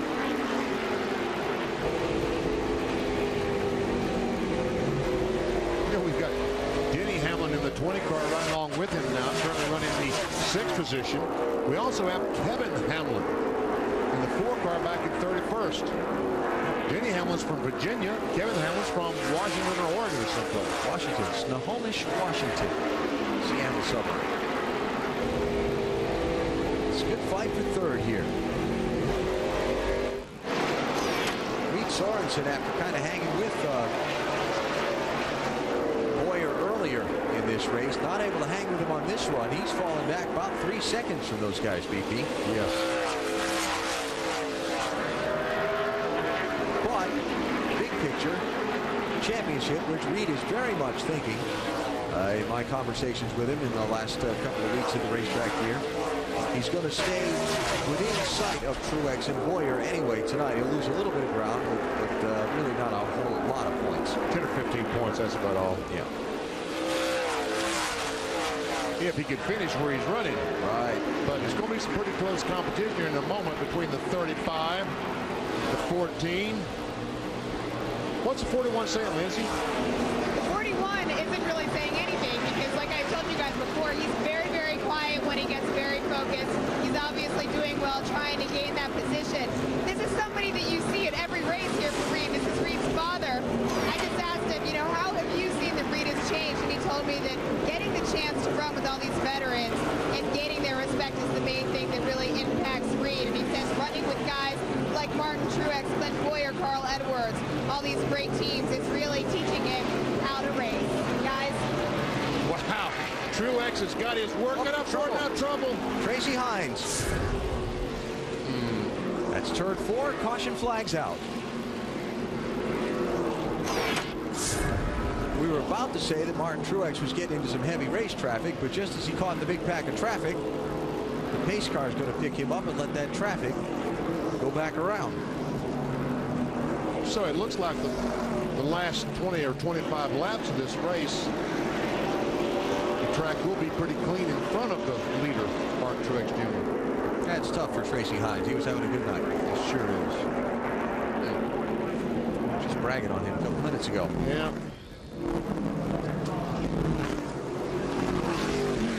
Well, just 25 laps to go. Don't think we'll see any of the leaders pit here.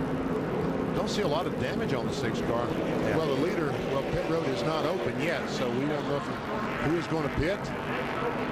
But I just can't imagine track position being what it is. I cannot imagine these cars up front pitting. Now, got 26 cars on the lead lap. Maybe some of the guys toward the back of the lead lap will come in and throw in one more set of tires that they do have available to them. But there's no way Martin Truex is going to stop. A little wrinkle there just over the top of the tire. And I'm not even sure he's going to pit.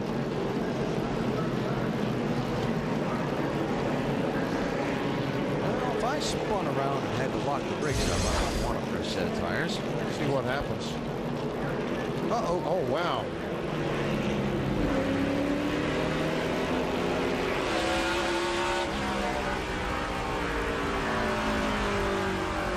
And around he goes. All right, here we go. Pit road is open. And you're right, Hines didn't even stop. Carl Edwards is going to come in and pit. Ashton Lewis will stop. But as predicted, frontrunner Martin Truex Jr. and his closest pursuers stay on the racetrack. 23 laps to go. Back for what we hope is an exciting finish at IRP in a minute.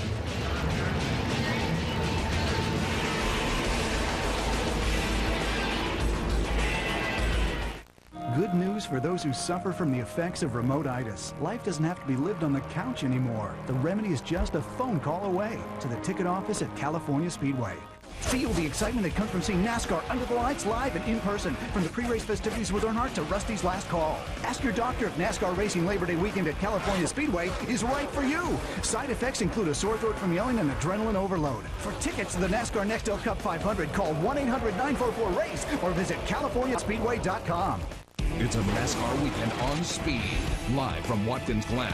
Friday. This time, it's pretty hot. NASCAR Trackside gets the party started. Once you get there, you can finally do something. Saturday, one mission, first position. So let's see if he can get her done. Push pole qualifying, followed by bud pole qualifying. He had the left wheels on the curve. And later, loose. The NASCAR Craftsman Truck Series rocks Nashville.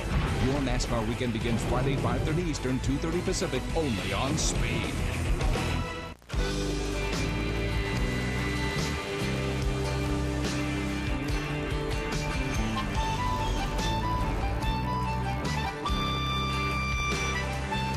When it comes to accommodations, why would anyone settle for just 5 stars? Easy drinking Busch Light.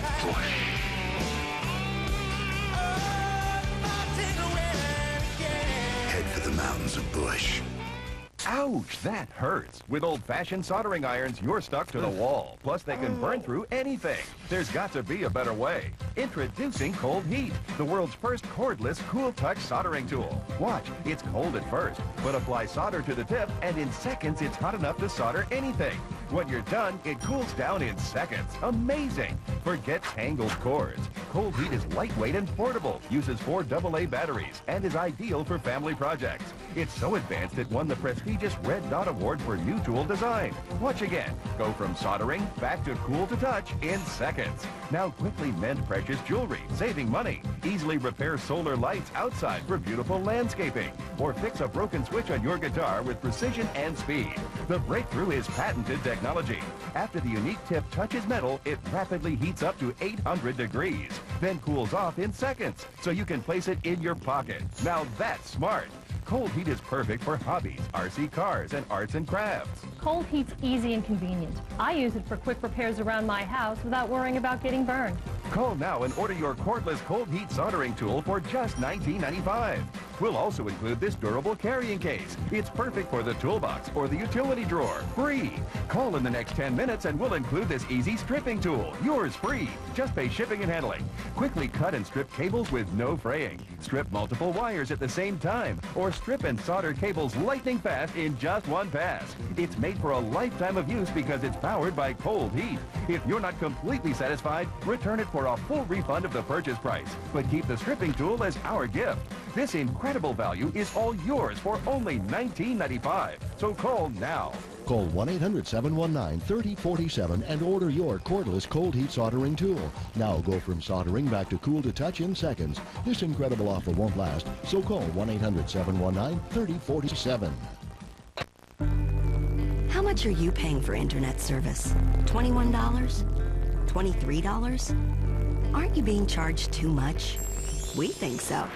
With People PC Online, you get unlimited internet access for only $10.95 a month. Go to peoplepc.com now to try us free for 30 days and compare us with your current ISP. With People PC Online, you get internet service for less than half of what the big guys cost. And that's just the beginning. You also get more local access numbers than AOL, plus a smart dialer that automatically chooses the fastest, most reliable number. So you always get the best connection. All for just $10.95 a month.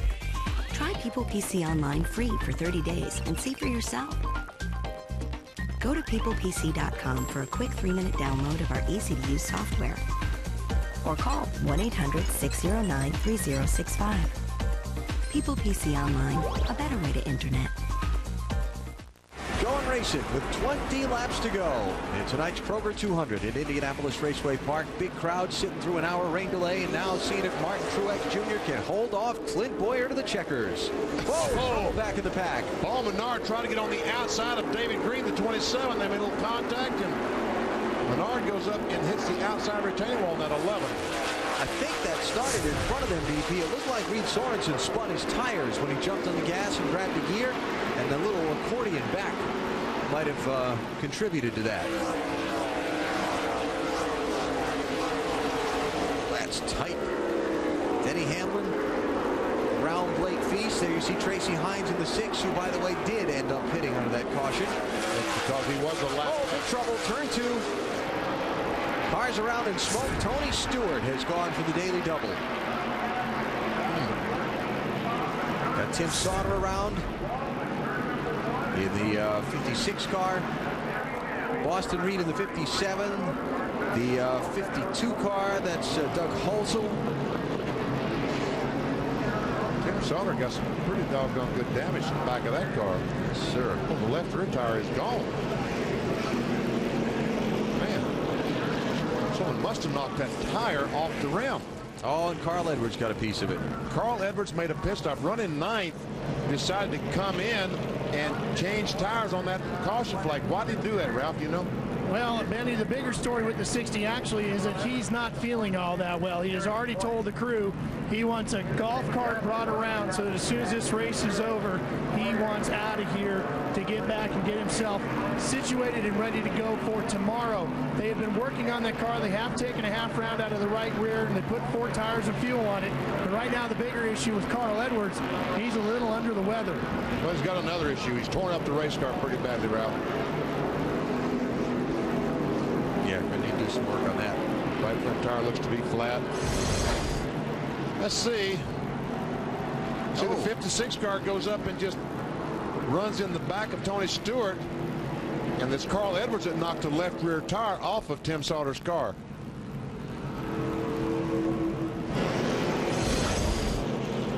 I hate to speculate, but as fast as Tim Sauter kind of ran in there, I wonder if his brake pedal wasn't as good as he was hoping for when he went off into there. And we can see the heavy damage on the Carl Edwards automobile. Yeah, if he wasn't feeling well before, he's not feeling any better right now. Well, this is not good. Not done anything to help out that situation.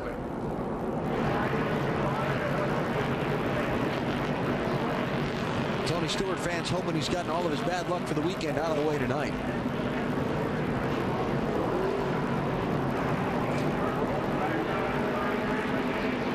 Certainly not the kind of evening he was hoping for at a place where he gained a lot of national prominence in his ascendancy up the racing ranks. What did we say? He'd won about 10 races here between midget, sprint, Silver Crown, and all that?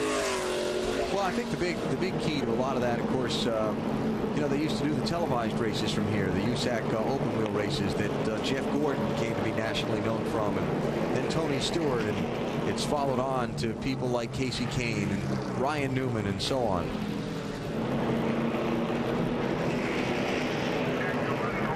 It really did a lot for the career of people like Tony. Tell you what, I'll never forget watching Jeff Gordon go down the backstretch and run over that left rear tire in the midget, flying up through the air, come back down and never back off the gas. I was really impressed with Jeff Gordon. Brandon Miller just took his car back behind the wall for Richard Childress Racing, so some damage suffered there by the 21. And they continue to work on the Carl Edwards car. We remind you to race to your mailbox and look for the blue Valpak envelope full of savings and your chance to win the coolest ride to school with Carl Edwards, courtesy of Office Depot. Valpak, there's something in it for you. Alan, you picked a mighty poor time to read that promo. I mean, he looks like a very reckless driver now. Yeah. Coolest ride to school, huh? Yeah. I think the car will be in a little bit better shape than that one is right now. And I can probably pretty much assure you he won't be driving as fast on that ride to school as he was tonight. No, but Carl Edwards got down in the corner, had no place to go. Car spun around him and in front of him, and he ran into one of them. Yeah. Of course, the back end of a tough day. Carl in a crash earlier today out at the Indianapolis Motor Speedway, who won his backup car in tomorrow's All-State 400 at the Brickyard. Well, there are the top three in the championship standings. Truex, Boyer, and Sorensen running in that order on the racetrack now with 14 laps to go. Ralph? Bono Mannion is the crew chief for our race leader, Martin Truex. All right, Bono, how's the car? How good a shape are you in? We're in pretty good shape. You know, we figured there'd be a few cautions here at the end. As soon as we could make it on gas, we pitted. And still, car's really good. Clint's really good. Just lacking a little bit of forward bite on these old tires, but once they cool down, they're pretty good for 5-10 laps. Aaron, the lap times that you're parking out to your driver seem like they're pretty close between him and Boyer. Does he have anything left to make it maybe just a little bit quicker? I've been listening to Clint and those guys, and they got about the same problem we do. So I owe it to this pit crew. You know, you win and lose on pit road. You win and lose with your guys. And Shannon had a bad stop last week, and I just told him this one's for him if we get this. So still a long way to go. But whatever. It was a good pit stop. We came out with the lead. We did it last week. It didn't pay off. So we'll see what happens tonight. With more on the story from the car that's running in second, here's Lindsay. Reed Sorensen's crew chief, Brian Patty. Brian, I know Reed just got on the radio, said he lost a little bit of grip out there. Does he have something for him? Can he win this race? It's going to be tough. Two cars been tough all night. When the car got out front, he's been real tough since. It's pretty much follow leader from here on out unless you hit somebody, and I don't think we're going to race like that. We're in good company, 35 behind us, and the 20 and the 14. I mean, it's been a good race for us. How is the car? Car's a little tight in the center. You know, free off, which is, you know, typical here. Just wish we could have got it freed up there that last pit stop a little bit more. All right, thank you, Brian. Ralph.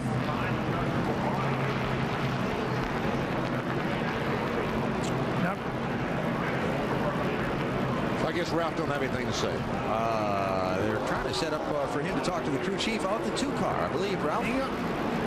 He's still working on it.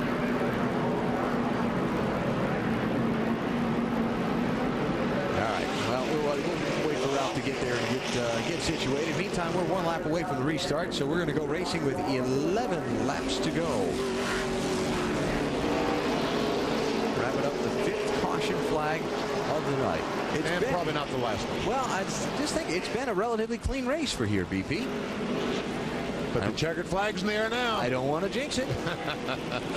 But it's been a relatively clean race for here. And just to get back to what Kevin Mannion, Martin Truex's crew chief, was talking about, last week they had a lightning pit stop in the race at St. Louis. They went from like 4th to 1st, but 25 laps later had to come back in because a tire was loose. It wasn't tightened all the way, and it cost them the race and cost them a decent finish. They finished way back in the pack. Shannon Myers was the front tire changer on the car that Kevin was referring to there. And obviously they had another lightning pit stop tonight. This one, though, has gotten them the lead, and worked out pretty well so far. No loose lug nuts. All right, green flag. 11 laps to go. Oh no, the 12 car is up there battling with the 2. That's going to slow him down a little bit. No, he gets by. Joel Kaufman, his NASCAR Busch Series debut tonight in that 12 car.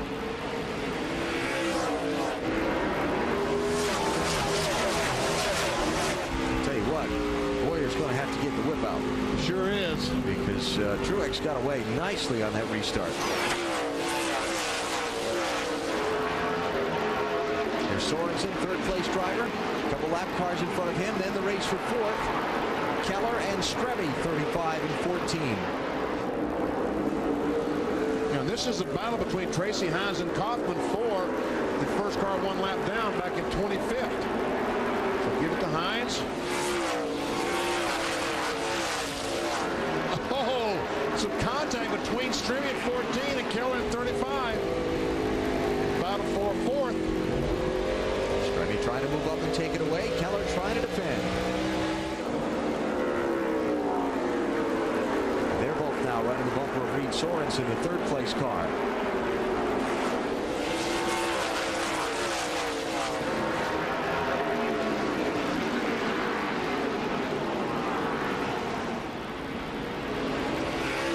That 6 car, Tracy Hines, after the spin, stopping to get some fresh tires.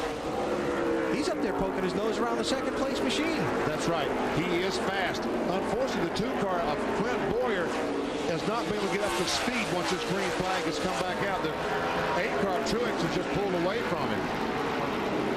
We're not seeing nearly the speed out of the 2 car we have seen all night.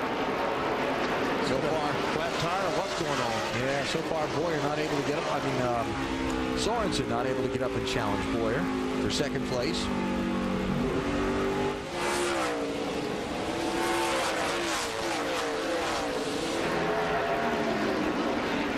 And we come down to 5 laps to go. It's a battle for the 7th position. David Green 27, Bernard in 11th. Johnny Sauter in 1, and there we see Mike Wallace in 64. Trouble, car on the wall, turn 4, Tyler Walker. Man, what a day it's been for this team. Yeah. Yeah, you can see the frustration there, chucking that steering wheel up onto the dashboard. That's too bad. Engine failure on their second lap of qualifying earlier today, and the crew thrashed around to get that thing installed, rolled the car out onto the grid while they were singing the national anthem. That's how close they cut it to being able to get into the race. And for Tyler, his night comes to an end in a way he did not hope for. It's a pretty hard hit, too. Looks like it. Looks like a lot of damage to that right front fender.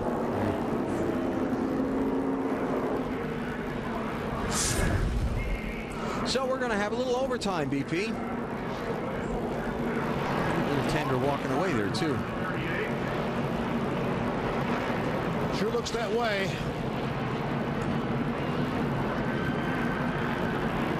So despite the hour rain delay, going to be looking at a green-white checkered finish to decide this one. We're inside of 10 laps to go, so there'll be no lap cars in the way. It'll be just those lead lap cars up the front in a single file restart. And Clint Boyer will have a clear traffic shot at Martin Truex, but I'll tell you, the way that 8 car's been running, he's going to have 1 shot at him. I think that Boyer's biggest concern is not going to be the car in front, but the car behind him. What's Gil Martin saying about this 2-car round? Well, let's find out. All right, Gil, one more time. Can your guy get him? Our car hadn't been that good on the short runs tonight. AC Delco car's been pretty good tonight, but on the short runs, we just hadn't had it for him right here. These cautions at the end have kind of hurt us. What's been the problem with the short runs? Why are you not so good there? Probably we've been running a little bit low air pressure right there, and because the car's been coming in good late, that's the only thing we can figure why it's not coming in good on the short runs. But I mean, he's done a good job tonight. We'll come out here with a good finish, and it'll be good. To add to that, Alan, to make it even worse for the number 2 car, I just heard over the radio Martin Truex said to his crew chief Bono Mannion, "Yeah, I saved a little bit for the end. I figured it was go time," and he sure didn't move away. Yeah, he's been gone, and he needs to do it again. great picture of Clint Boyer. Yep.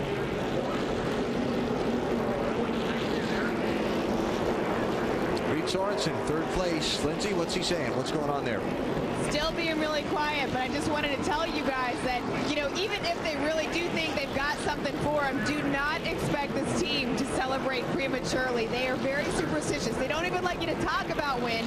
Don't talk about it until the checkers drop. That's what Brian Patty told me earlier when I saw him today. Guys. Superstitious racer. Well, that's unusual. Yeah, that's new, huh?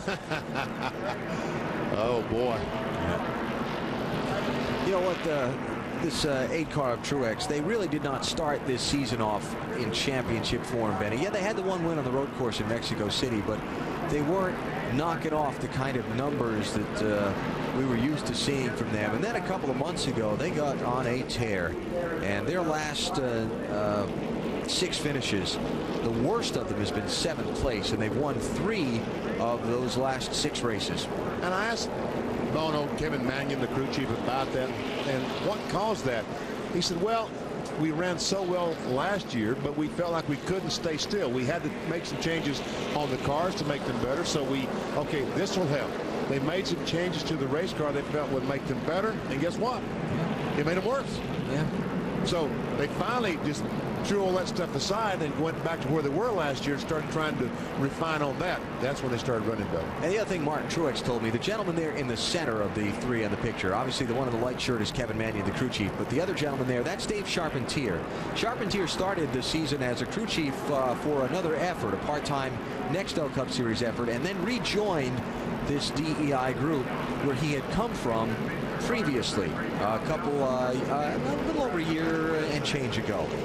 And both Kevin Mannion and Martin Truex say that the rejoining of Dave Charpentier to that organization has really helped get their chassis and their aerodynamics program caught up and going too.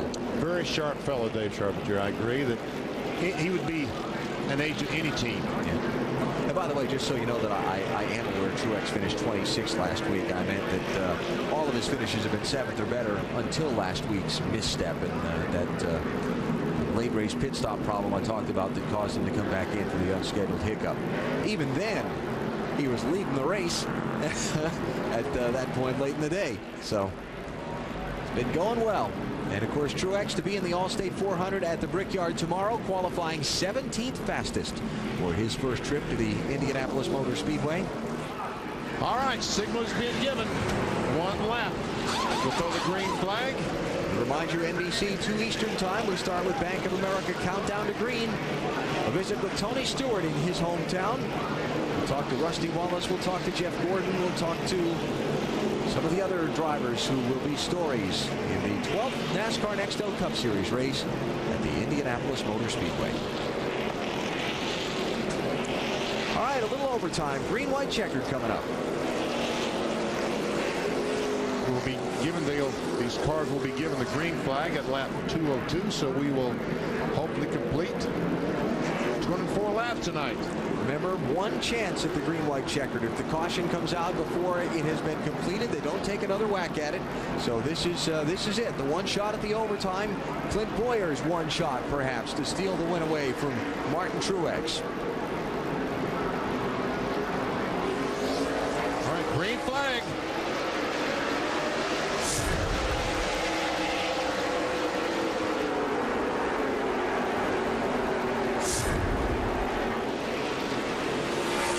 Just cannot get this car going, which will have to run about 30-40 laps. Now he has to watch the mirror to make sure he keeps that 41 car of Sorensen behind him. White flag, final lap tonight at IRP. Nobody able to mount a charge up front. 2nd place might be the closest challenge as we come to the finish, as Sorensen continues to try and work over Clint Boyer. But Martin Truex Jr., the defending series champion, is going to make it his 6th win of 2005. Truex to the checkers at IRP.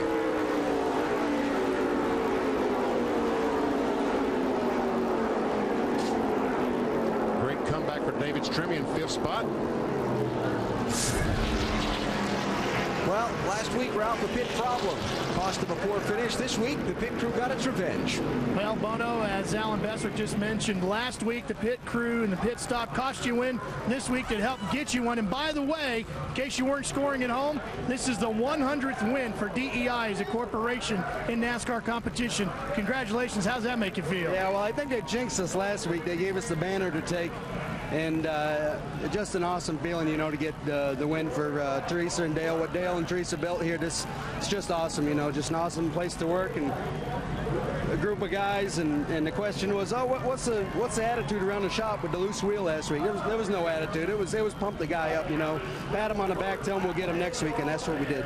Congratulations. Go celebrate. Make it a short night. You got to go racing again tomorrow. Our winner tonight, Martin Truex Jr., presented by Reese's Big Cup. He'll have a big celebration tonight. I shouldn't say that. He probably won't have a very long celebration. He's got to race 400 miles at the Brickyard tomorrow. He'll want to get out of this place as quickly as he can. Remember, in 2001, Kevin Harvick won this race, went across the street the next day and won the Brickyard 400. Competed in the Brickyard. But competed in. Yeah, didn't win it until 2003. Yeah, that's right. He didn't win it until 2003. Well, quite a job tonight by Truex and company, leading 94 of the 200 laps en route to his 12th win in 72 career NASCAR Busch Series races. If my math is correct, and I'm sure you'll jump on me if it's not, that's 1 in 6. That's not bad. Kidding me? I'd take it. Yeah. And Truex becoming yet another winner here at this Indianapolis Raceway Park. The variety of winners over the years here.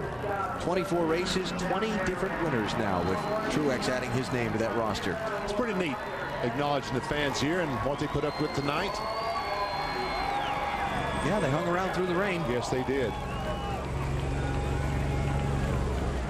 Very good. I talked with Martin on pit road just before he made his qualifying run tonight, Benny, and asked him about his day over at the Brickyard and actually hopping back and forth between this track and that in the helicopter. And he said, you know what? I've had a great time. Well, he's had an even better time now. Let's hear from our winner with Ralph. Well, if he wasn't wet enough from the rain, he's soaked now from the victory celebration. Come here, Martin Truex. All right, he's got his crew chief in here with him. Congratulations on a hard-fought win here tonight, and also for getting the 100th victory for Dale Earnhardt Incorporated. That's got to make you feel pretty good. You said earlier on the radio this car was not good at all during practice qualifying today, but excellent during the race. What made the difference? These guys, man, we got out front, we got clean airs. You know, it doesn't sound like a lot on a small track, but clean air is big. They made awesome adjustments.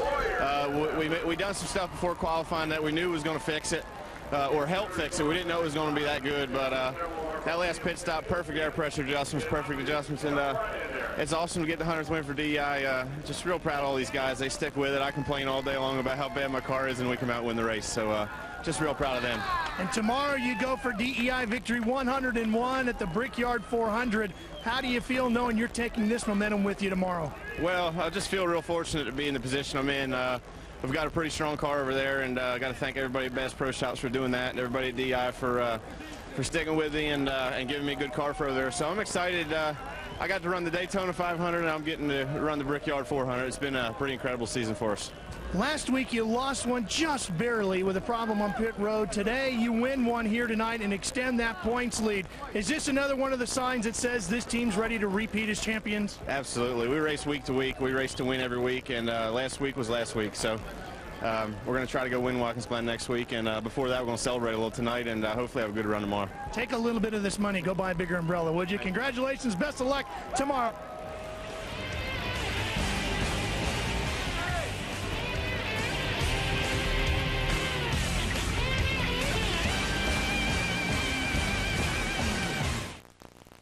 NASCAR Nation, where the worlds of entertainment and NASCAR collide.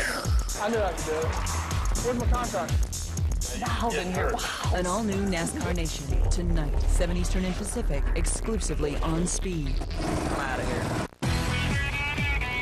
My father and I built a 1964 Volkswagen Bug and trekked it out and put a new interior in it and painted it and lowered it. And that was my high school hot rod. Didn't have anything for a motor in it, just the stock 40 horse. Wish I could bring it out here to North Carolina. Are you tired of eating ugly split hot dogs? Are you constantly fighting with the barbecue? Do your hot dogs come out of the microwave looking like this? Yuck! Then stop! Now you can enjoy hot dogs the professional way with the in-home Hot Dog Express. Just plug it in, set the timer, and you have great hot dogs in minutes. The rollers turn slowly, giving you perfectly steamed and cooked, juicy hot dogs every time. Polish sausages come out with the taste you've always wanted. Breakfast sausages cook in minutes, and the fat just drips away. And they stay warm and ready until you want them without burning. It's the easiest way ever to cook the perfect hot dog. And it tastes great, too. The Professional Hot Dog Express is easy, simple to clean, and is completely dishwasher safe. But wait, there's more. With the Hot Dog Express, you can also cook hamburgers in just minutes, shrimp in 6 minutes, potatoes, carrots, onions, corn, pancakes, yes, pancakes, and even fish. Never before has one easy-to-use, easy-to-clean home cooker made so many perfect hot dogs so quickly and exactly the way you want them. And now, you can have the Professional Hot Dog Express right in your own home. Amaze your friends. If you don't get the juiciest, the best-tasting hot dogs you've ever eaten with the Hot Dog Express, send it back within 30 days for a full product refund, no questions asked. You won't believe the taste until you take that first bite. Perfect every time. Call now and order the Professional Hot Dog Express today. Call 1-800-689-0116 right now and get the Hot Dog Express for this special limited time price of only 2 payments of $24.95. Call 1-800-689-0116. That's 1-800-689-0116. Call now. 26. That's how many races lead up to the chase for the NASCAR Nextel Cup. 26 chances to earn points. 26 chances to separate yourself from the pack. So why, after so many chances, did Mayfield race his way in through the last race, the last lap, the last second? The NASCAR Nextel Cup Series Race to the Chase.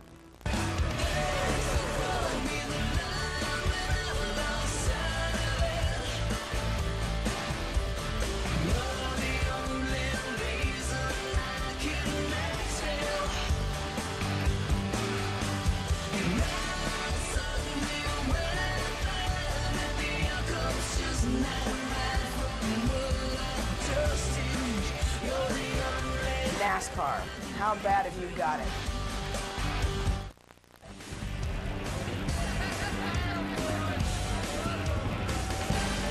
Hey, there we go.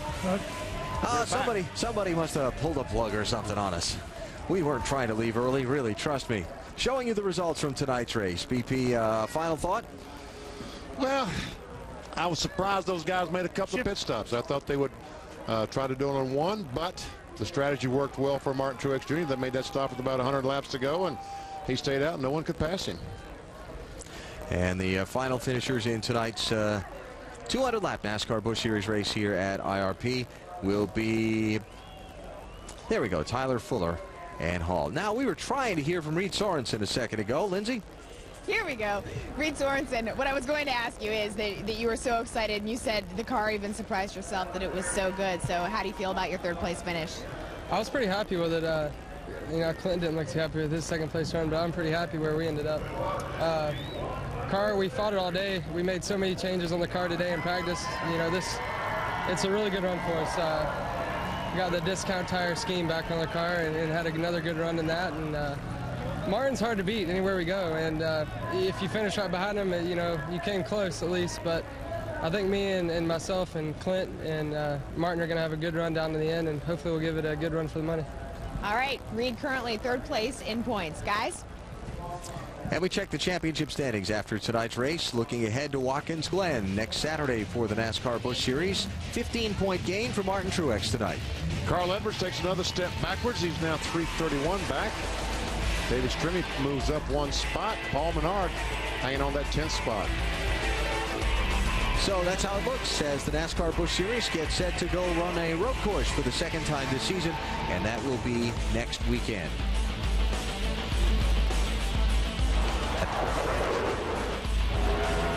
That's been quite a night here at Indianapolis Raceway Park. Tough field of cars, big crowd, exciting race with the champion Martin Truex Jr. coming out on top. Sat through an hour's rain delay as well, but these fans never left. They stuck around until the checkered flag. All-State 400 at the Brickyard, NBC, 2 Eastern time tomorrow. We'll look for you then. Elliott Sadler is on the pole. For Benny Parsons, I'm Alan Bestwick. You've been watching NASCAR on TNT.